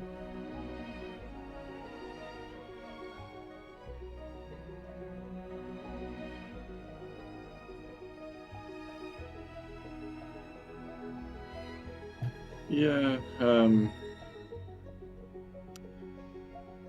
it's a bit of a long story, but I'm sure that we can go further into it later. You had more important topics you wanted to discuss. Ooh, I've got about 1 million topics. Yeah, you wanted to know about the magics and stuff. Oh, yeah, I want to know about... Well, I feel like you've sort of answered what's going on with it, but, like, I don't know, has Great-Great-Grammy got any texts on, like, other ways to, I don't know, use magic? Are there... Surely it wasn't always one uniform, like, system. There was, like... no. There are actually... Historically, there are multiple forms of magic. that have been used throughout history. Originally, it was eldritch magic, thanks to the ancient gods, the Empyrean gods. Then like Eldritch Blast. I've seen that in action. No, the original progenitors of everything, back when the world was very new. Then, obviously, at the time of the Starfall, there was the rise of the draconic elemental magics, which, of course, was harnessed by they're now called the Ascendant Gods, but they were, in their time, called the Realm Witches. Then we started to see the rise of etheric magic, as the LUS, after the Starfall, started etheric mining. However, there has been some documentation with the Eladrin Courts in their archives and in the Ibarana, which is basically the World Library. There is recordings of other magics. Obviously, the religions do have their points to speak upon it, but I mean, it depends what kind of magic are you interested in. I don't know, I'm curious at the moment about, like, you know, Idrisil supplies us with the ability to use magic, yada yada yada yada yada. If we're thinking of that as a source, right, if that's an origin of magic, and we're using it to, say, you know, Fireball, Eldritch Blast, I want to know if we can use another source. I mean, it is perfectly possible. Idrisil itself isn't actually the source of magic. It's more the conduit throughout the universe, essentially allowing people to access Amaidan's powers. It's Idrisil is just the avatared form, I suppose. But there is speculation that the Araneans have their own special magic to do with weaving and threads. There is, of course, more of the ancient draconic elemental magics, they were once more prevalent, but after the merge, the gods present hasn't been as felt. So some question that there might be some problem there. Of course, no one really knows how to address that, as clerics are very rare. So contacting the celestial planes to investigate is nigh on impossible. Oh yeah, we know all about how rare clerics are, don't we? Yeah, clerics are sitting at this table. Okay, and your connection to your gods? I mean, Shinzi flows through me every day, and has for as long as I can remember. I can't think of a time that I've never not been connected, and that's sort of why I'm so worried with what's going on. You watch as she gets out a pen and notebook. So you're saying that you have a connection to the Fae gods? I mean, Shinzi is my god. That's who I am. It's what I've grown up with. Interesting. And the possibility of actually gaining access to, getting Shinzi to listen to you, to potentially aid you, it is a possibility, of course. I mean, it's more than a possibility. Hasa and I was saved by Shinzi not even a month and a half ago. Interesting. Oh yeah, we got these. And he kind of like reaches into his bag for one of those seeds. You were saved by Shinzi, not Karada. Harada's to do with Crisis. He's a personal god of the family because of great-grandfather. Yeah, well, You never thought to mention this, Hasa? I wouldn't call him a personal god of the family. I'd call him more like a family friend. And I did mention that multiple times.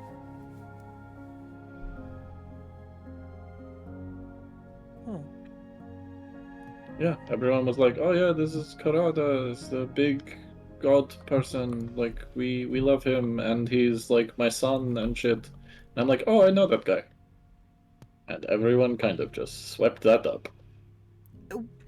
I mean, if you have the possibility of getting in contact with the deities, I mean, great-grandfather hasn't been able to contact any of them. But you can potentially... I mean, Hasa, this is huge. We can help grandfather find out what happened to his friends. What happened to the gods? Yeah. And as soon as the conduit to Karada stops having panic attacks every 20 seconds, and the conduit to Zashinzi finds a store that won't abuse him, we can make progress on that.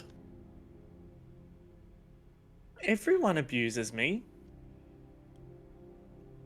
I'm an acquired taste. Yes, and a reliable one at that. But Wait, you're telling me that you can help this? And help what? No, Hasa, you're telling me that you can help fix this? I guess, like I said, we have two connections, sure, but It's 2 more connections than we had. I don't know if we would really call one of them a proper connection. He's What?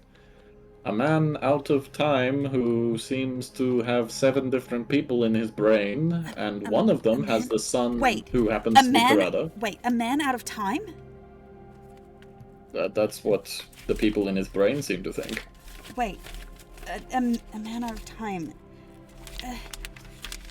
Oh, honey, you need to meet. No! You need to have the Crisis experience. A man out of time, that's what they called Roland, wasn't it? Oh, hey, that's the guy's name. Yeah, that's Oh my- that's one of the... I have told you how many times to pick up a book. Yeah, Hasa, pick up a book once in a All while. of your fiction are just kind of It's fiction? These aren't fantasy stories, Hasa. You wanted adventure. You wanted to go out and live your life before having to come back and settle down. So you could find an adventure, and this is... One falls in your lap, and you're just writing it off as fiction? No, I was more referring to you telling me to read books, but I'm well aware that there are things going on there that I'm meant to be following, but we have a lot of different leads that we're following at the same time. Oh, we are on the biggest leads at the moment, Thames. We are having just a blast. But no, if you have a way that you think would be best to tackle this whole Crisis Roland situation, I'm all ears, because... I would need to do some research. I mean, if we could find... I mean... if that collective is still in Anthalamia, you know, the ones that they found, what did they call it? I think it was like a masked brotherhood or something. Moth Brotherhood. No, a masked brotherhood. They, great-grandfather's journals spoke about it. They went there with Nemo. They were a collective Nemo? of priests that stored Oh yeah, memories. we know that guy too. They were a collective that of guy. priests that stored memories. Maybe they. Oh right, yeah, I know that one. I remember that one. Awesome. There's no way that's still there, right? I mean, we don't know what was destroyed and what stayed. That was Anthalamirian, though. That's extra planar. We've barely stepped outside of this town, Blake. I don't think we're ready to travel planes yet. I mean, maybe not. But I've never left here, so I mean, if you check now. the maps, some places have seemed to transpose. It's not just the Ibarana that's present on all of the planes. Maybe other places did. I mean, there is framework for it. Back in the 1st century, there was known to be pathways that crossed. Maybe, who knows? Maybe because it was a place of Empyrean significance, maybe it reaches across planes. Well, it's definitely worth looking into, but to be perfectly honest, all of this is sounding about as, logical as the library. Oh, you know from grandfather's journals, it was hardly logical. Is your grandpa still around? Grandpa, no. Great-grandpa, yes. So your great-grandpa outlived your grandpa? Yes. Family dynamics are so weird. Well, no, it's more a trait of the job. Great-grandfather is a archdruid. He is practically, I don't want to say immortal, is that the right word? Not really immortal, he just has extended longevity. Although, that's through nature magics, which, I mean, if you're still looking for different sources of magic, that's also a possibility. Oh, please do not get my great-grandfather started on druidic magic.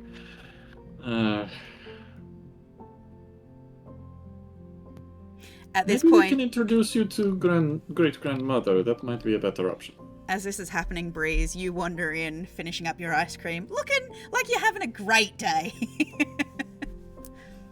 Oh, hey, look, it's your best friend.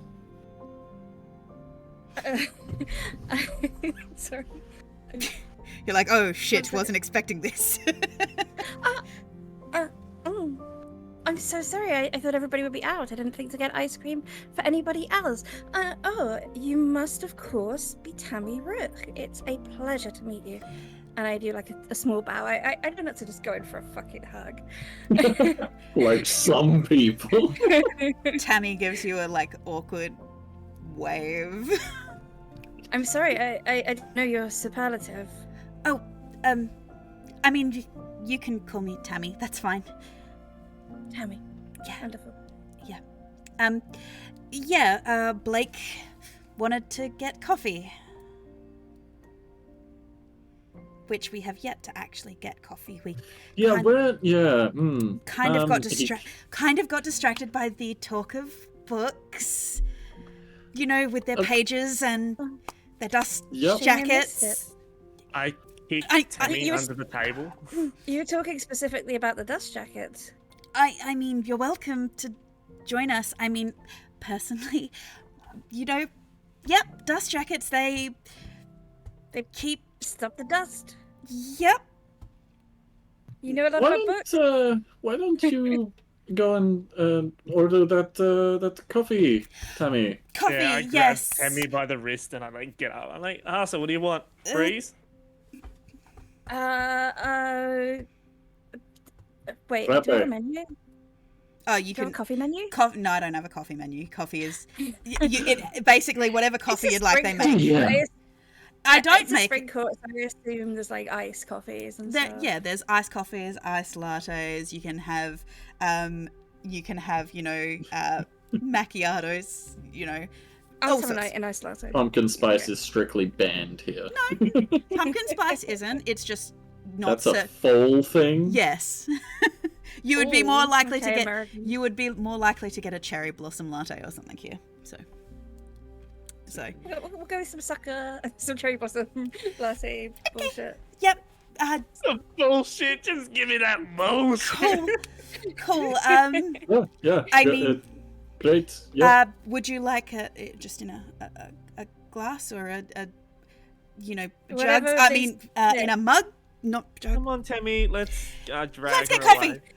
Whatever she they goes- serve it is She fine. goes up to the bar with you. And Face I sit down bright opposite her. pink. Is she okay? Did I do something wrong? You did absolutely nothing wrong. My sister is just. Yes? Hello? Hello? Hello? Can anyone hear me? Yes. Yes. Anyone- We can hear you. Oh, you can hear me? Yeah. Okay. Yeah, It we was can all hear you, went but silent. I don't know if Tide Runner can hear us. I can hear you. Okay, everyone can hear everyone. Okay, I was just Now, confused. okay, okay. continue. Okay. Were you really talking about dust jackets? How long have you been talking about dust jackets for? Honestly, not that long. I think we only just covered the topic of dust jackets. But, no, we were, Blake has been more and more interested in the topic of magic, and particularly why it seems to be going crazy, This lately. is something I'm also interested in.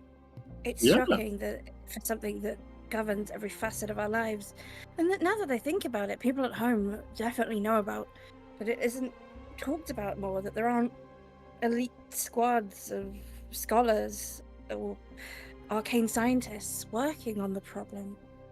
Well, I mean, unless there are you- a few. I was about to say, unless you know of some, and of course you do. Are you on one? Is that why you're traveling?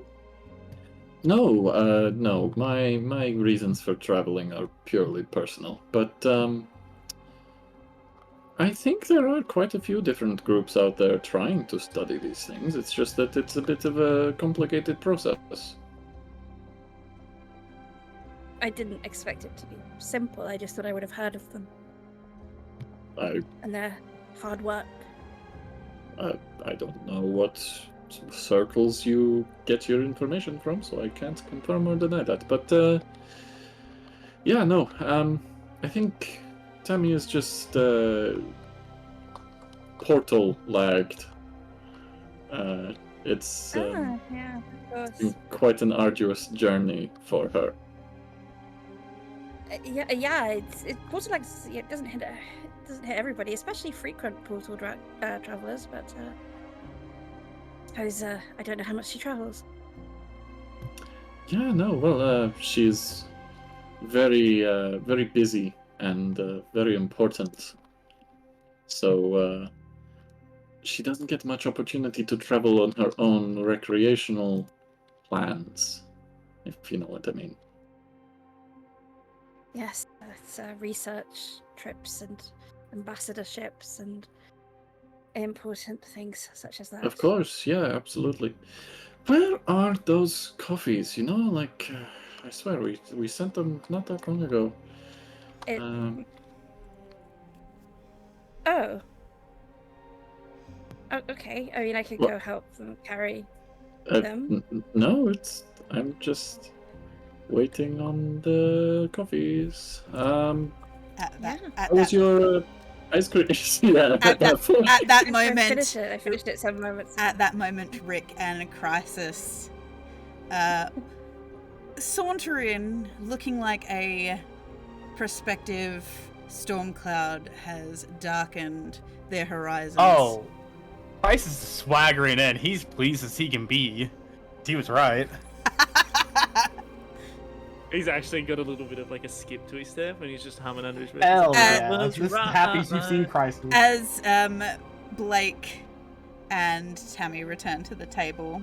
Oh, but before we return, like we're at the bar, and I'm like, "Hey, Tammy, what you doing, buddy? You realize I thought I was awkward around Breeze. What the fuck was that? What do you mean? What do I mean? Yeah, what do you mean? You turned into a tomato, and Yeah. you started stuttering. Yeah, of course. I mean, What do you mean, of course? What do you mean, of course? she's Breeze Lamary. LaMary. Yes.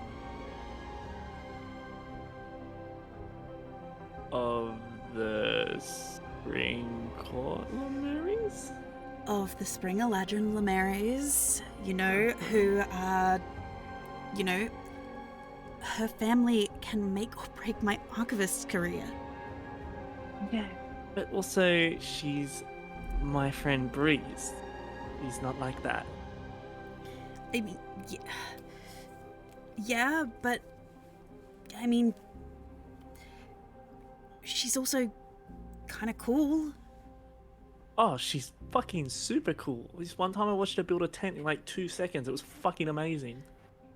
Okay, I mean, calm down. Building a tent fast isn't what I mean. I mean, she's super smart. She's super talented when it comes to music.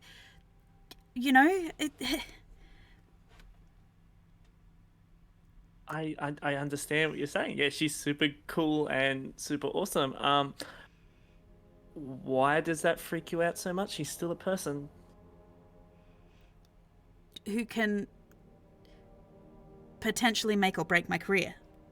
Okay, I feel like, Tammy, we've got to move past that, darling. Because Breeze isn't like that. She's not here to... This isn't an interview, right? Like... Isn't it? No, all that... From what I understand of Breeze, she doesn't really function that way. Function... what way? I mean, she's a badass bitch that's here to do things her own way, from what I understand. She's not exactly, Port's number one. So you're saying that I have to be a bit more esoteric. I can't do the usual things to get her attention. Emmy, I'm saying be yourself. Relax. This isn't a job interview. This is literally, you are sitting down to meet your brother's friends. He doesn't... You don't understand how weird this is for me. I've never met any of his friends. Frankly, up until recently, I didn't think he had any besides Ash. Besides who? A giant robot he made. What happened to the giant robot he made? How have I... He sent it back. He said he didn't need him. Ash. The goodest boy. Ash was the true character. Yeah, they sent him... he sent him back because he didn't need them. Apparently it was going to be a hindrance trekking through the wilderness with a giant robot. I mean, I've trekked through the wilderness with many a giant robot, and they're honestly some of the best map readers I've ever met. I mean, he's an automaton. He's not actually like... I mean, he's more like a golem, a mildly sentient golem, than an actual automaton. He doesn't have... Actually, this rings a bell. I remember there was a whole thing. Breeze was like, they should have equal rights, and I was half paying attention for the conversation. Yeah, I mean, that's besides the point. Like I said, Ash, I thought up until recently, I thought Ash was his only friend. So... Well, he's got more. I mean, he's doing pretty all right for himself. I mean, he's over his fear. I mean, he's not over it, but he can venture into the wilderness now, without a panic attack. That's good. I didn't I know. think you'd ever go back in the forest. Nah, we went foraging for some mushrooms. It was a good time. Oh. But, You watch as you can see just a veil of sadness kind of fall over her. Her shoulders drop like a weight has just pressed down on her. You doing okay, Thames? I didn't mean to lecture you. Like, No, I don't want you feeling bad. it's not your fault. I'm just glad to hear that he's getting out there. Why would he? Didn't he come on this big, great adventure to get out there? Yes, but I shouldn't talk about this, and I told him I wouldn't. I mean, the fact that Hasa specifically asked you not to talk about it really makes me want to talk about it. But the fact that you seem uncomfortable by it makes me not. Then want to ask talk him about it. Okay, no need to yell. They're gonna freak out and think that I've offended you somehow. You can see that her eyes are full of tears. Oh my god, I've broken her. Hasa's gonna kill me. Hey, If you even glance towards the table, he has eyes locked on you right now. Fuck.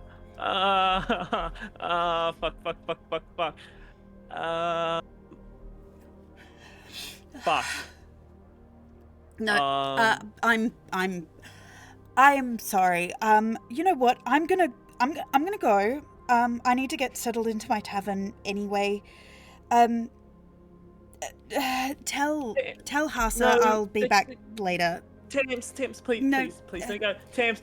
She kind of like dodges out of your reach and goes to leave. Do we see her trying to leave? Oh yeah. She dodges around Blake and actually rushes out the door.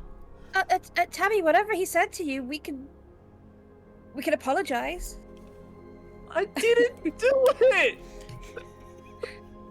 Hasa, I'm like, Hasa, I swear I didn't. It wasn't. Hasa just holds up.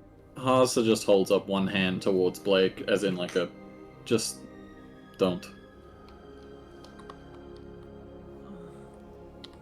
I'll be back, and I follow after her. Okay. As you follow after her, that's where we're going to just take a quick break. So we will be back in 5 minutes. So we'll see you back here then. Go get a drink, go to the bathroom, and we'll see you back then.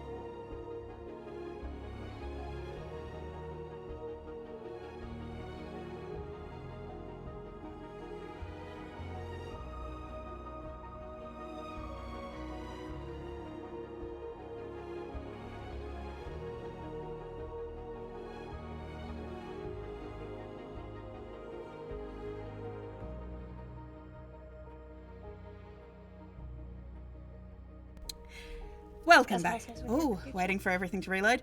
Welcome back, everybody, to State of Anarchy.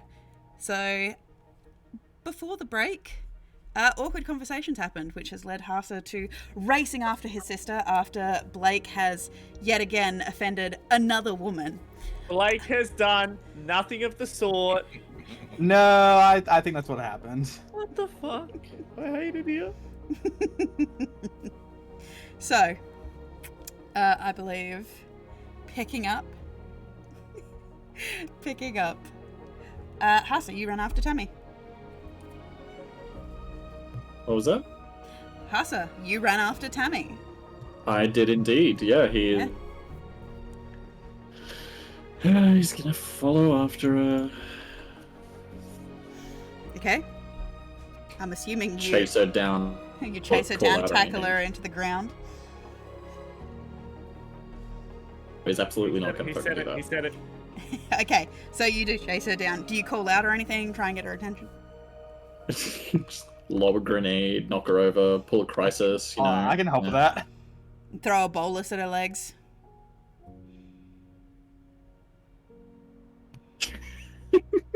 So how do you The thought occurred. how do for you a get your sister's moment. attention?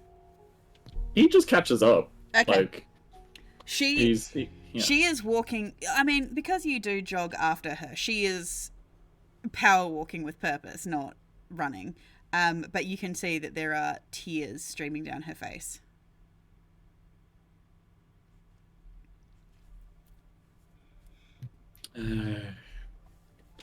I mean, I would say I did warn you, but at the same time, honestly, if I'm being honest, I don't think anyone can warn anyone about Blake.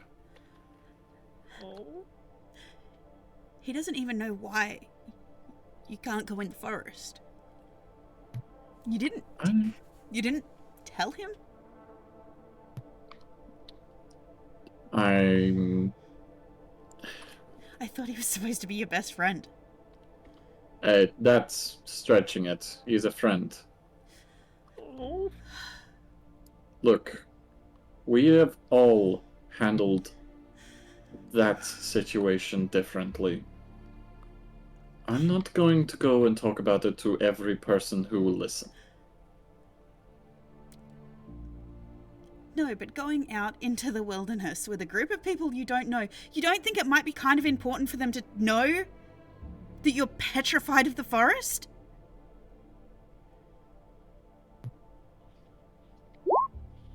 Well, Or is it you want to keep it a secret? Just bottle it up, not talk about her.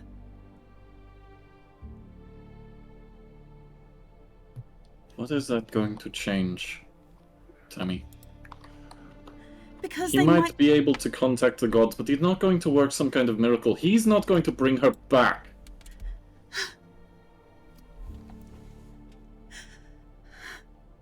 But you can't just pretend she didn't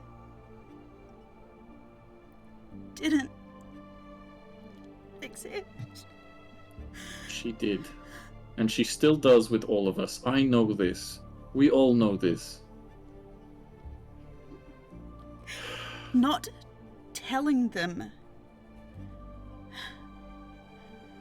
You put them in danger.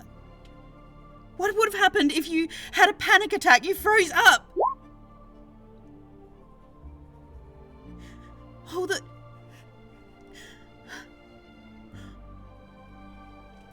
Just would have added get to your it. guilt, I guess. I get it. Look, like I said, we're handling this all differently. I know. He knows nothing about you. About why you're doing this. About why it's so important.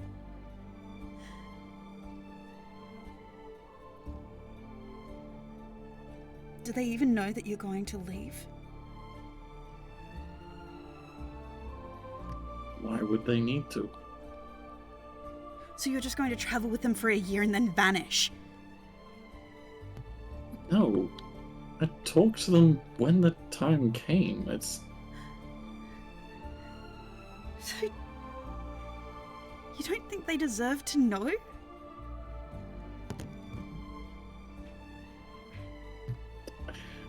Through all of his stories, great-grandfather's group, they were different. They meshed better, I guess. They communicated. They worked. But You don't remember about the problems they had when Agatha wouldn't talk to them. I read those journals too, back to front. The fact that Dante kept secrets. That Agatha wouldn't even tell her about who she was. They thought she was a frat party girl for a good 6 months.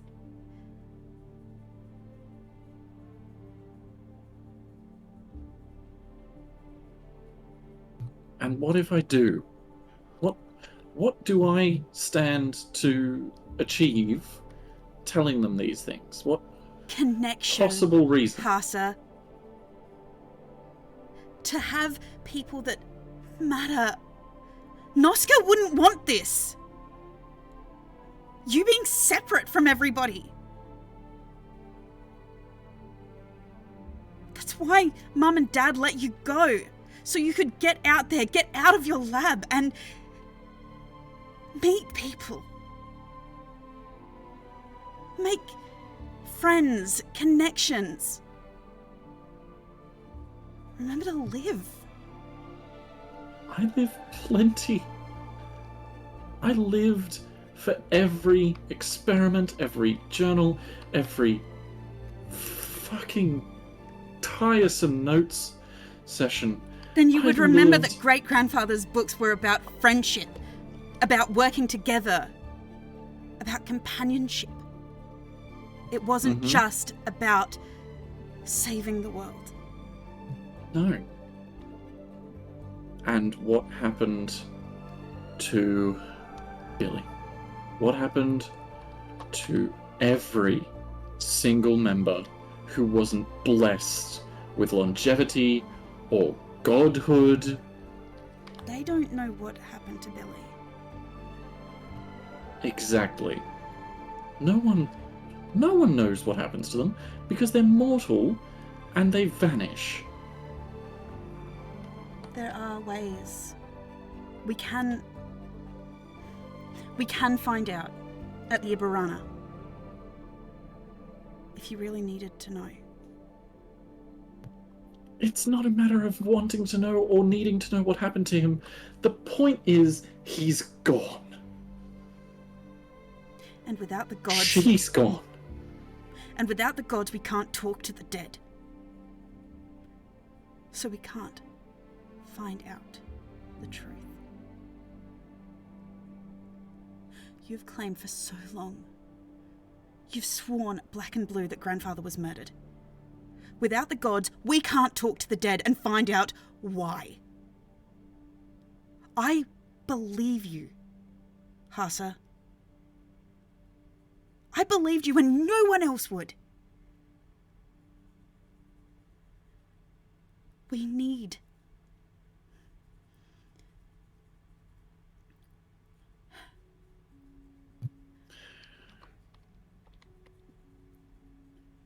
I know that.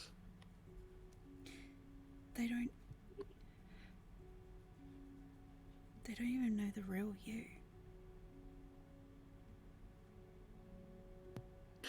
It's been what?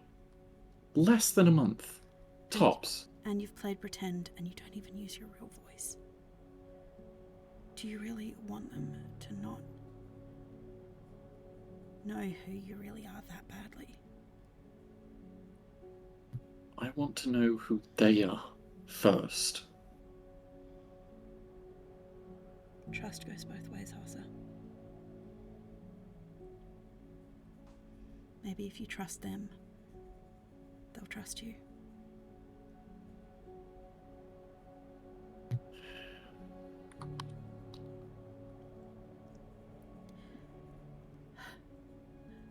I'm going to go to my tavern. I'm sure you are going to stand here and concoct some story about why I was upset. And I will see Breeze tomorrow. I'll pick her up at 6. Fine.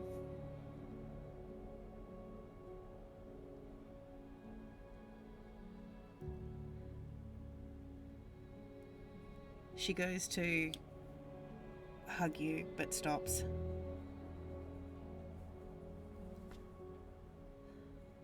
Stay safe, Hasa.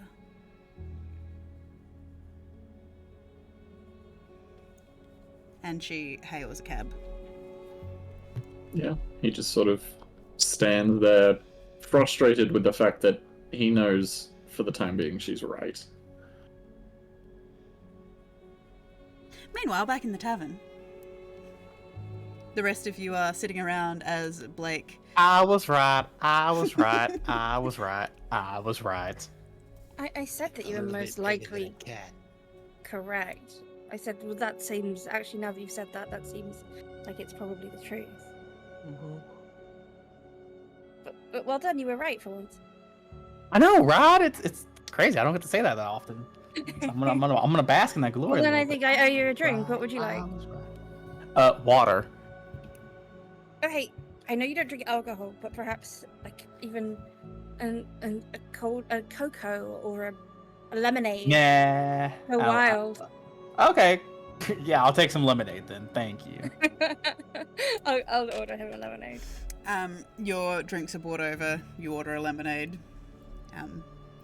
They go to make it, bring it back. You have your drinks.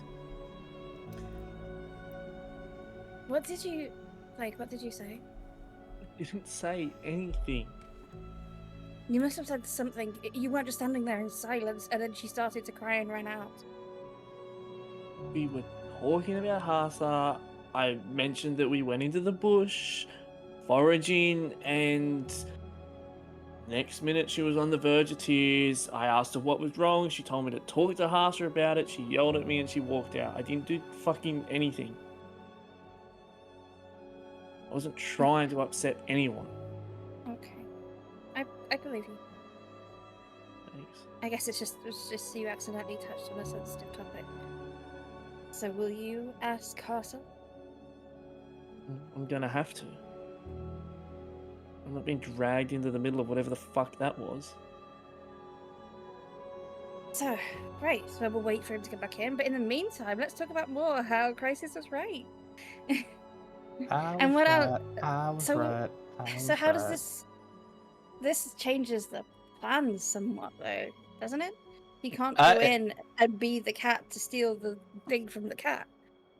It actually makes it kind of easier. Oh, please, enlighten me. Well, the cat's bed's right near the chimney. Go on. Ah. The chimney quietly. You might be able to take it off its neck without too much hassle. Wait, we know what the chef looks like. The chef who brings in its food. Could we also maybe be the chef, put something in the cat's food? So Shit, I didn't even think about that.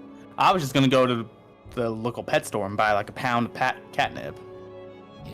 can it make them crazy rather than sleepy? Is Don't be distracted. yeah. I mean, there's like a whole. Are we sure that it's the ring on the cat's neck? It was. Yes, You said it looked well- like a mouse, right? Yeah. All the footage isn't the greatest. Rick did get eyes on, and I trust his sides.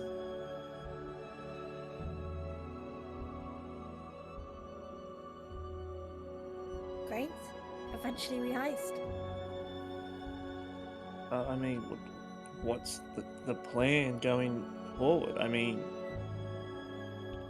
we can.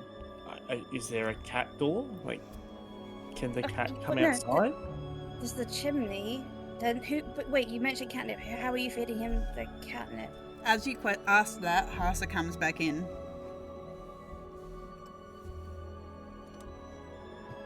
Sorry about that. Don't Everything- let me into... Oh, you're good. You're good. How do you feel about drugging animals? Speciality of mine. How's your sister? Oh, She is taking some time. She will be back tomorrow. She will collect you at... I've already forgotten. I think you said 6. 6. There was something you wanted to ask us, I believe.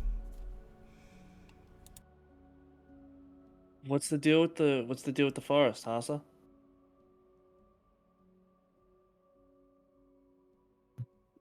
What do you mean? Well, I just had my head bitten off for talking about how you and I went into the forest, and I'm just trying to understand. Did I do something wrong here?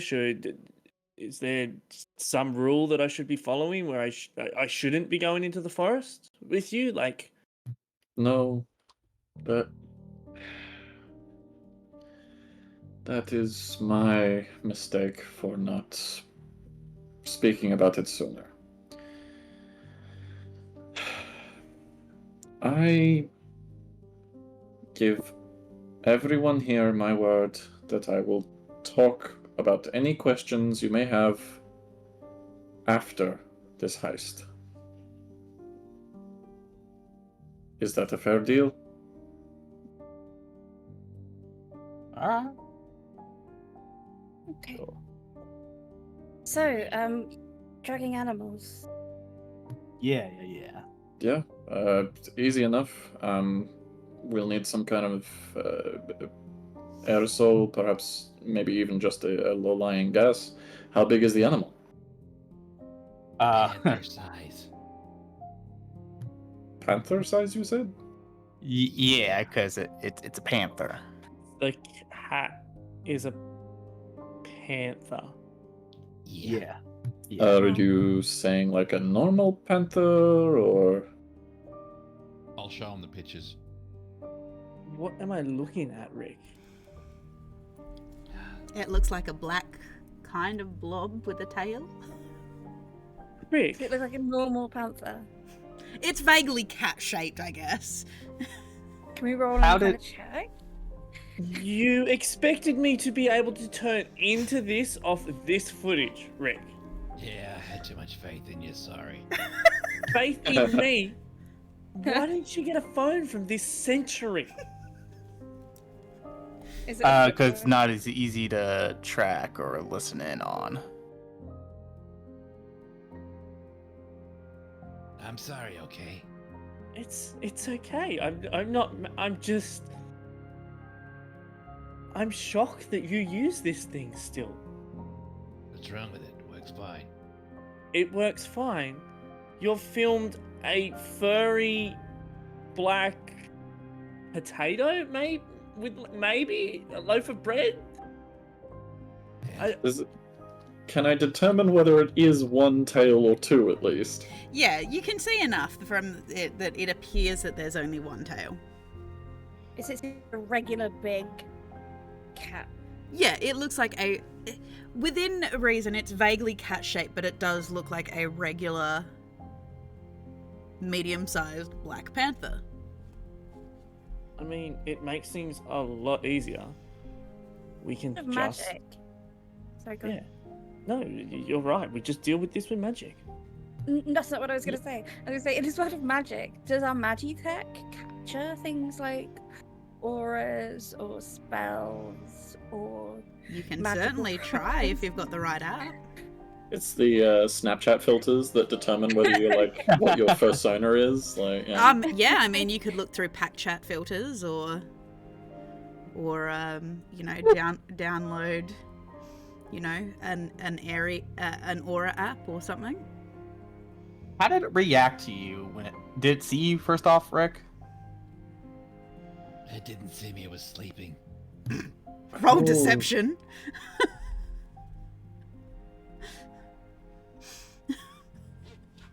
was sleeping. It was sleeping, but it You did, woke it up. didn't see. I said, no, he asked me when I first saw it. Okay, I'll allow it. And did it stay asleep? Well, I sort of tapped the window to see if I could get its attention. For fuck's sake. Why didn't you just... Okay, whatever. How intelligent How did it did react? it seem? Yeah, that. No, What did it do? just looked at me. And Did it seem aggressive, disinterested? I think it was just sizing me up. That was about it. And the window you saw it through was the same room, yeah? Yeah, the study. The window itself, did it have a lock or a slider?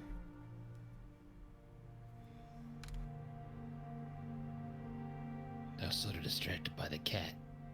yeah, I don't blame him for that part.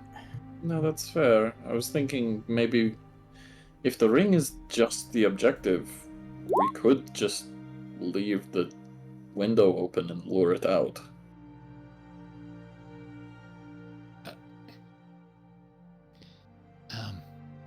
And then what you gonna do? Take the Drug ring. it? Take the ring. What do you Oh, mean? yeah. Ring. You're taking it from an enclosed area, which would make it a bit easier to corner it, and then put it outside where the thing could go crazy. I thought you were gonna climb down the chimney. That's what I wanted. That was I- talking about opening the window. I understand that you guys aren't from around here, but magic's an option here, guys. Yeah, that's why we got Hasa here, and I'll slap him on the back pretty roughly. I'm What do you suggest? I alchemist, but I can understand the confusion. Yeah, like I said, if it seems like a relatively low energy creature and seems to sleep a lot, we could just sedate it with a low-lying gas. Means that anyone who enters the room might not be as affected. Did it seem very active, or was it just sort of lounging a lot? It was just sitting on its bed. That's about all it did. I tried to see if I could get it to come towards me, but it just didn't move. Right. Okay. Yeah, seems like low-lying gas might be the best option then.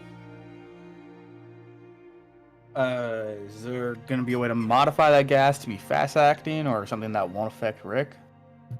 Well, yeah, I mean, we can provide you with something like a rebreather. They're at most, I mean, pesticide places, like places that would sell gases like that, would have means of filtering them, so they don't affect you. But, yeah, I can absolutely concoct something that would be similar to what we're looking for. How long will that take? With my own resources, maybe a couple days. If we want immediate, I'm probably going to borrow a lab. We need immediate regardless tomorrow. Right. Yeah. Of course, yes. Alright, I'll go borrow a lab. Who are you gonna go borrow from? The university. And they'll have no issue with you just borrowing a lab.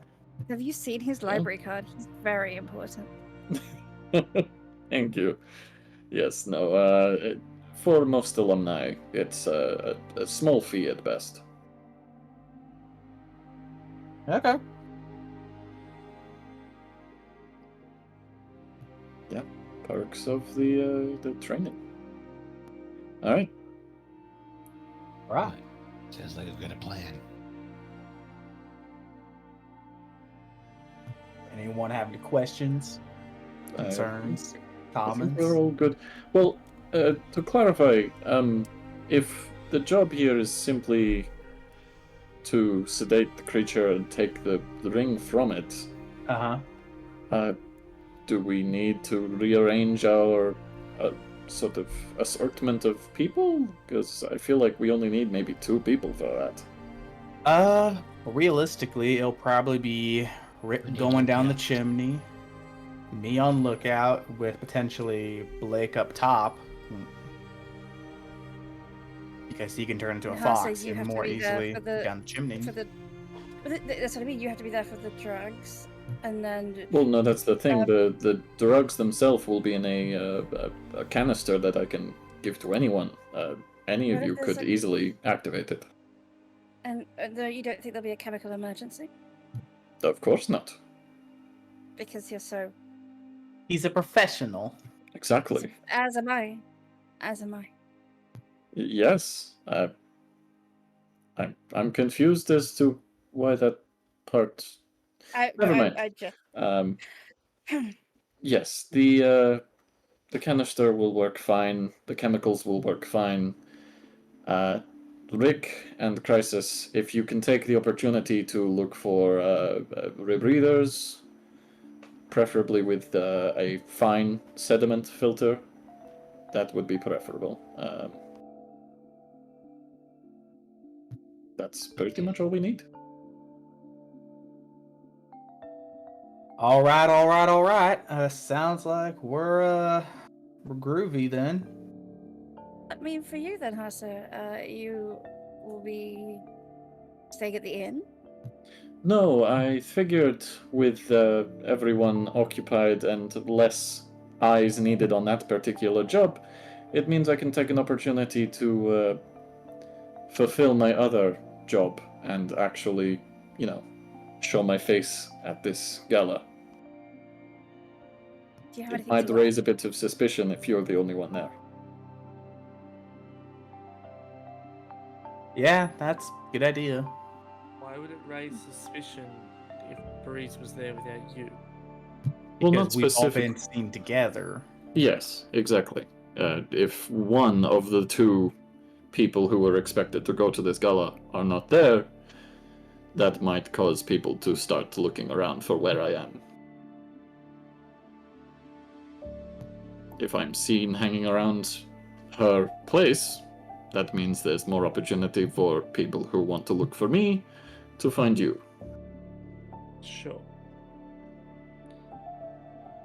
So, just to get this straight, new plan, we're just gonna gas the house, put Cat to sleep, possibly anyone who walks into the house to sleep, and steal the ring. Rick's just gonna climb down the chimney. And you have an assortment of people you can be to distract anybody if they're planning on going into that room or near the cat. Yeah, I figured dropping the canister down the chimney would be a little too loud, so if Blake, if you're still up for your disguise idea, you could administer the gas around the house. Sure, yeah. If that's what we want to do, we'll do it that way. The most of a plan we've ever had. Do you have a anything else? An improvement? And if anything bad happens, we'll just do it live. No, Right. we'll flash back to earlier where it turns out we were prepared for this moment. Right. Fast And then we'll have flashback. the prep montage. Ocean's 11. Yeah, this is what you mean. I flashback, went wrong, but no. Blake, what are you doing right now? I'm just looking at spells at the moment. For a second then I thought you were like slouched down in your seat, like face down on the table, like Shinzi, take my life. Oh, there's he some, is. There's some of that going on. Yeah, he is doing that. Sad boy hours. It is definitely sad boy hours. Okay. Look, But I I'll reach am- over and squeeze his shoulder. Okay, good. sorry, look, it sounded like you were saying something. I believe Breeze Okay. said she reached over and squeezed his shoulder. No, but I think Hasa was doing something, so. You can Yeah, both do something at the same time. What? Yeah, but I was going to speak as well. Okay, then Go speak. on. Go I think we on. were going to both say this. I think we were both going to say like similar things. I was going to try to say, look, you know, it wasn't your fault, so no more sad boy hours. See, that was vastly different. I was going to blame him entirely. No, I'm kidding. It's all your fault. No. Look, like she says, it's you were unaware. It's not your fault, and as I said, I give you my word. I will explain it after the heist. It just seems like we might need a little more focus on this than on that. You understand, but that it's all good for you to be like, oh, it's okay. Like, you know, you're not the one that's made feel like a fucking nuisance just for existing again. Like, you're not the one that had to stand there and be yelled at, and like, it's all good now. You've explained like it wasn't my fault, but it fucking felt like my fault. It felt an awful lot like once again I was just upsetting people by fucking existing.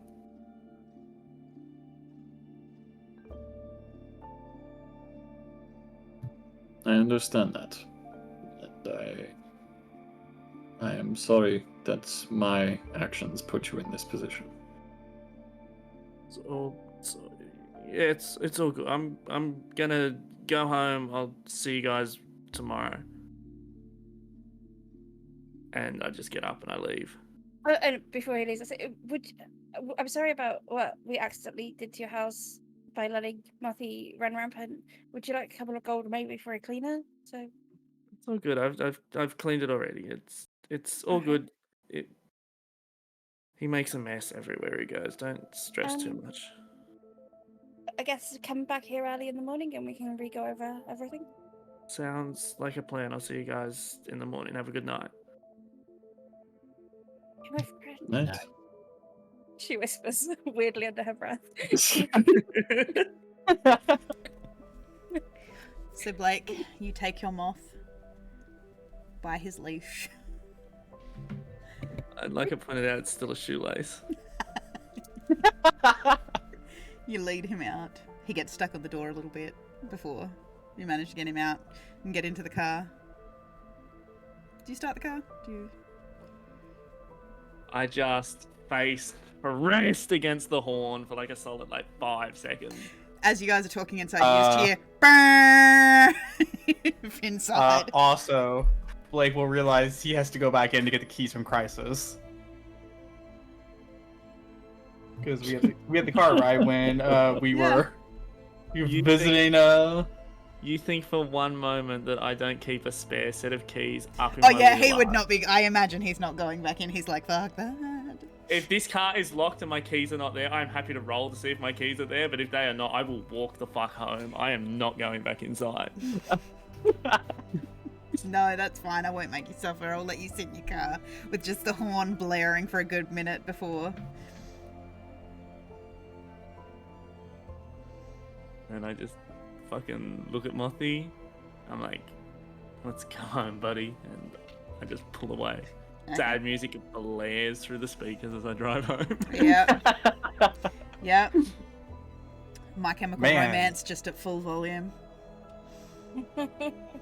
That was wildly depressing to watch.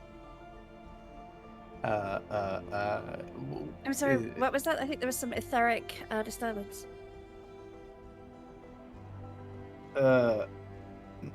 Never mind. No, don't say it. Just say it again. Oh, Cut out for a second. oh, okay. I was saying that was wildly depressing to watch. It cuts out the same part. Wildly depressing to watch. That was wildly depressing to watch. It was Okay, I guess- wildly depressing to watch. It was wildly depressing to watch. Yes. There you go. Okay. We all stop Recognize going the over my bodies in the water. Can we stop going over my depressing existence Continue. now? Continue. I'm gonna go get. I'm guessing gas mask with a fine filter, right? Like you said. Yeah. Yeah. Breeze, Rick, do y'all need anything in particular?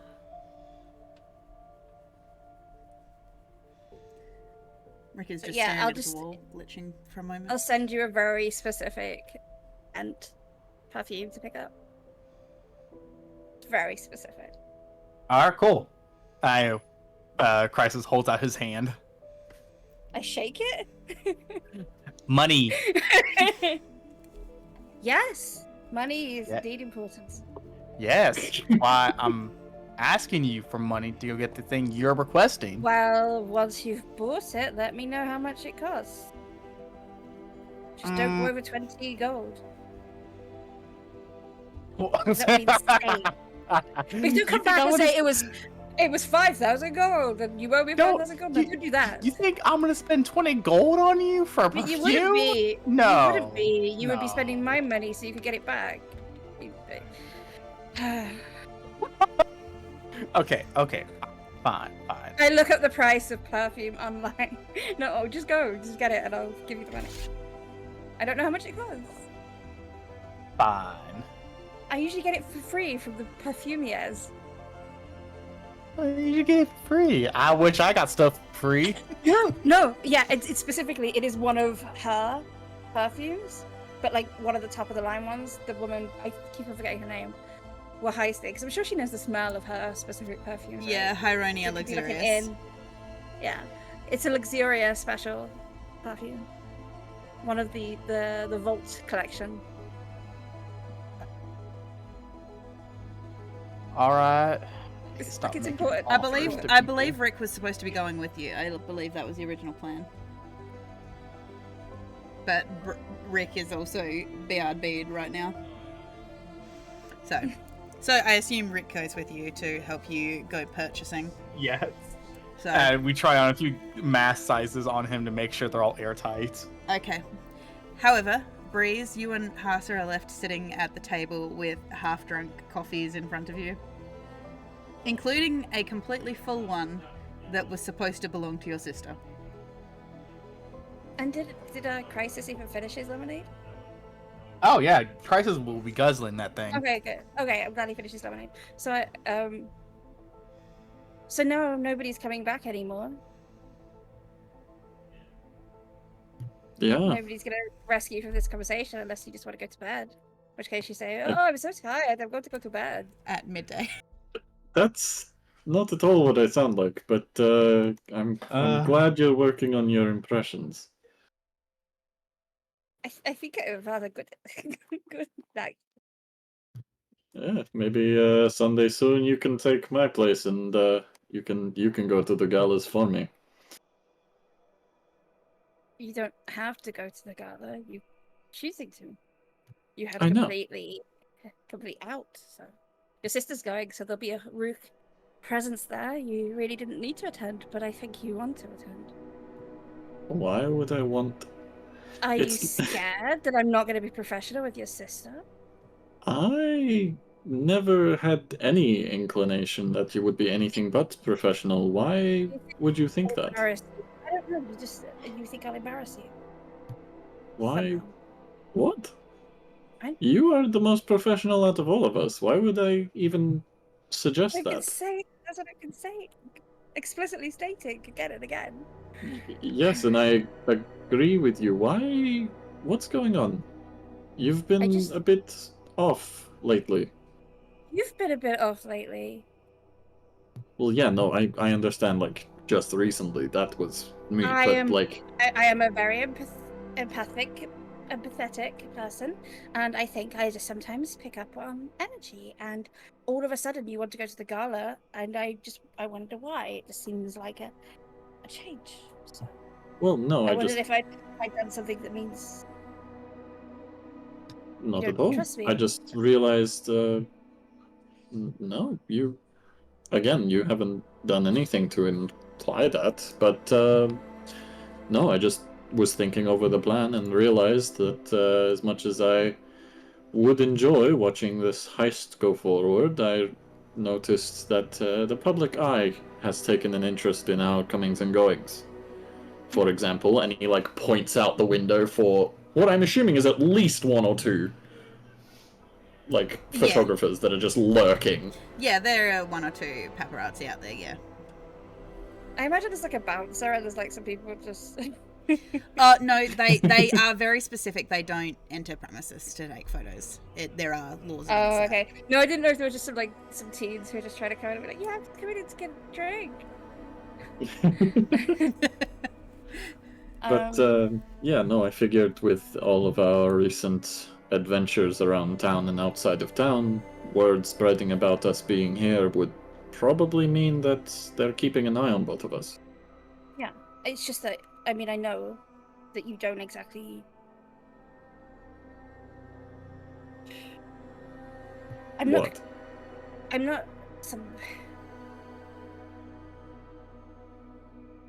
Whatever the rumors say, that's not something that I do, okay? I'm not just some... It doesn't matter. Some what? I know what you think, and it doesn't matter. I'm very certain that right now you have no idea what I'm thinking. Well, then enlighten me, be forthcoming for once.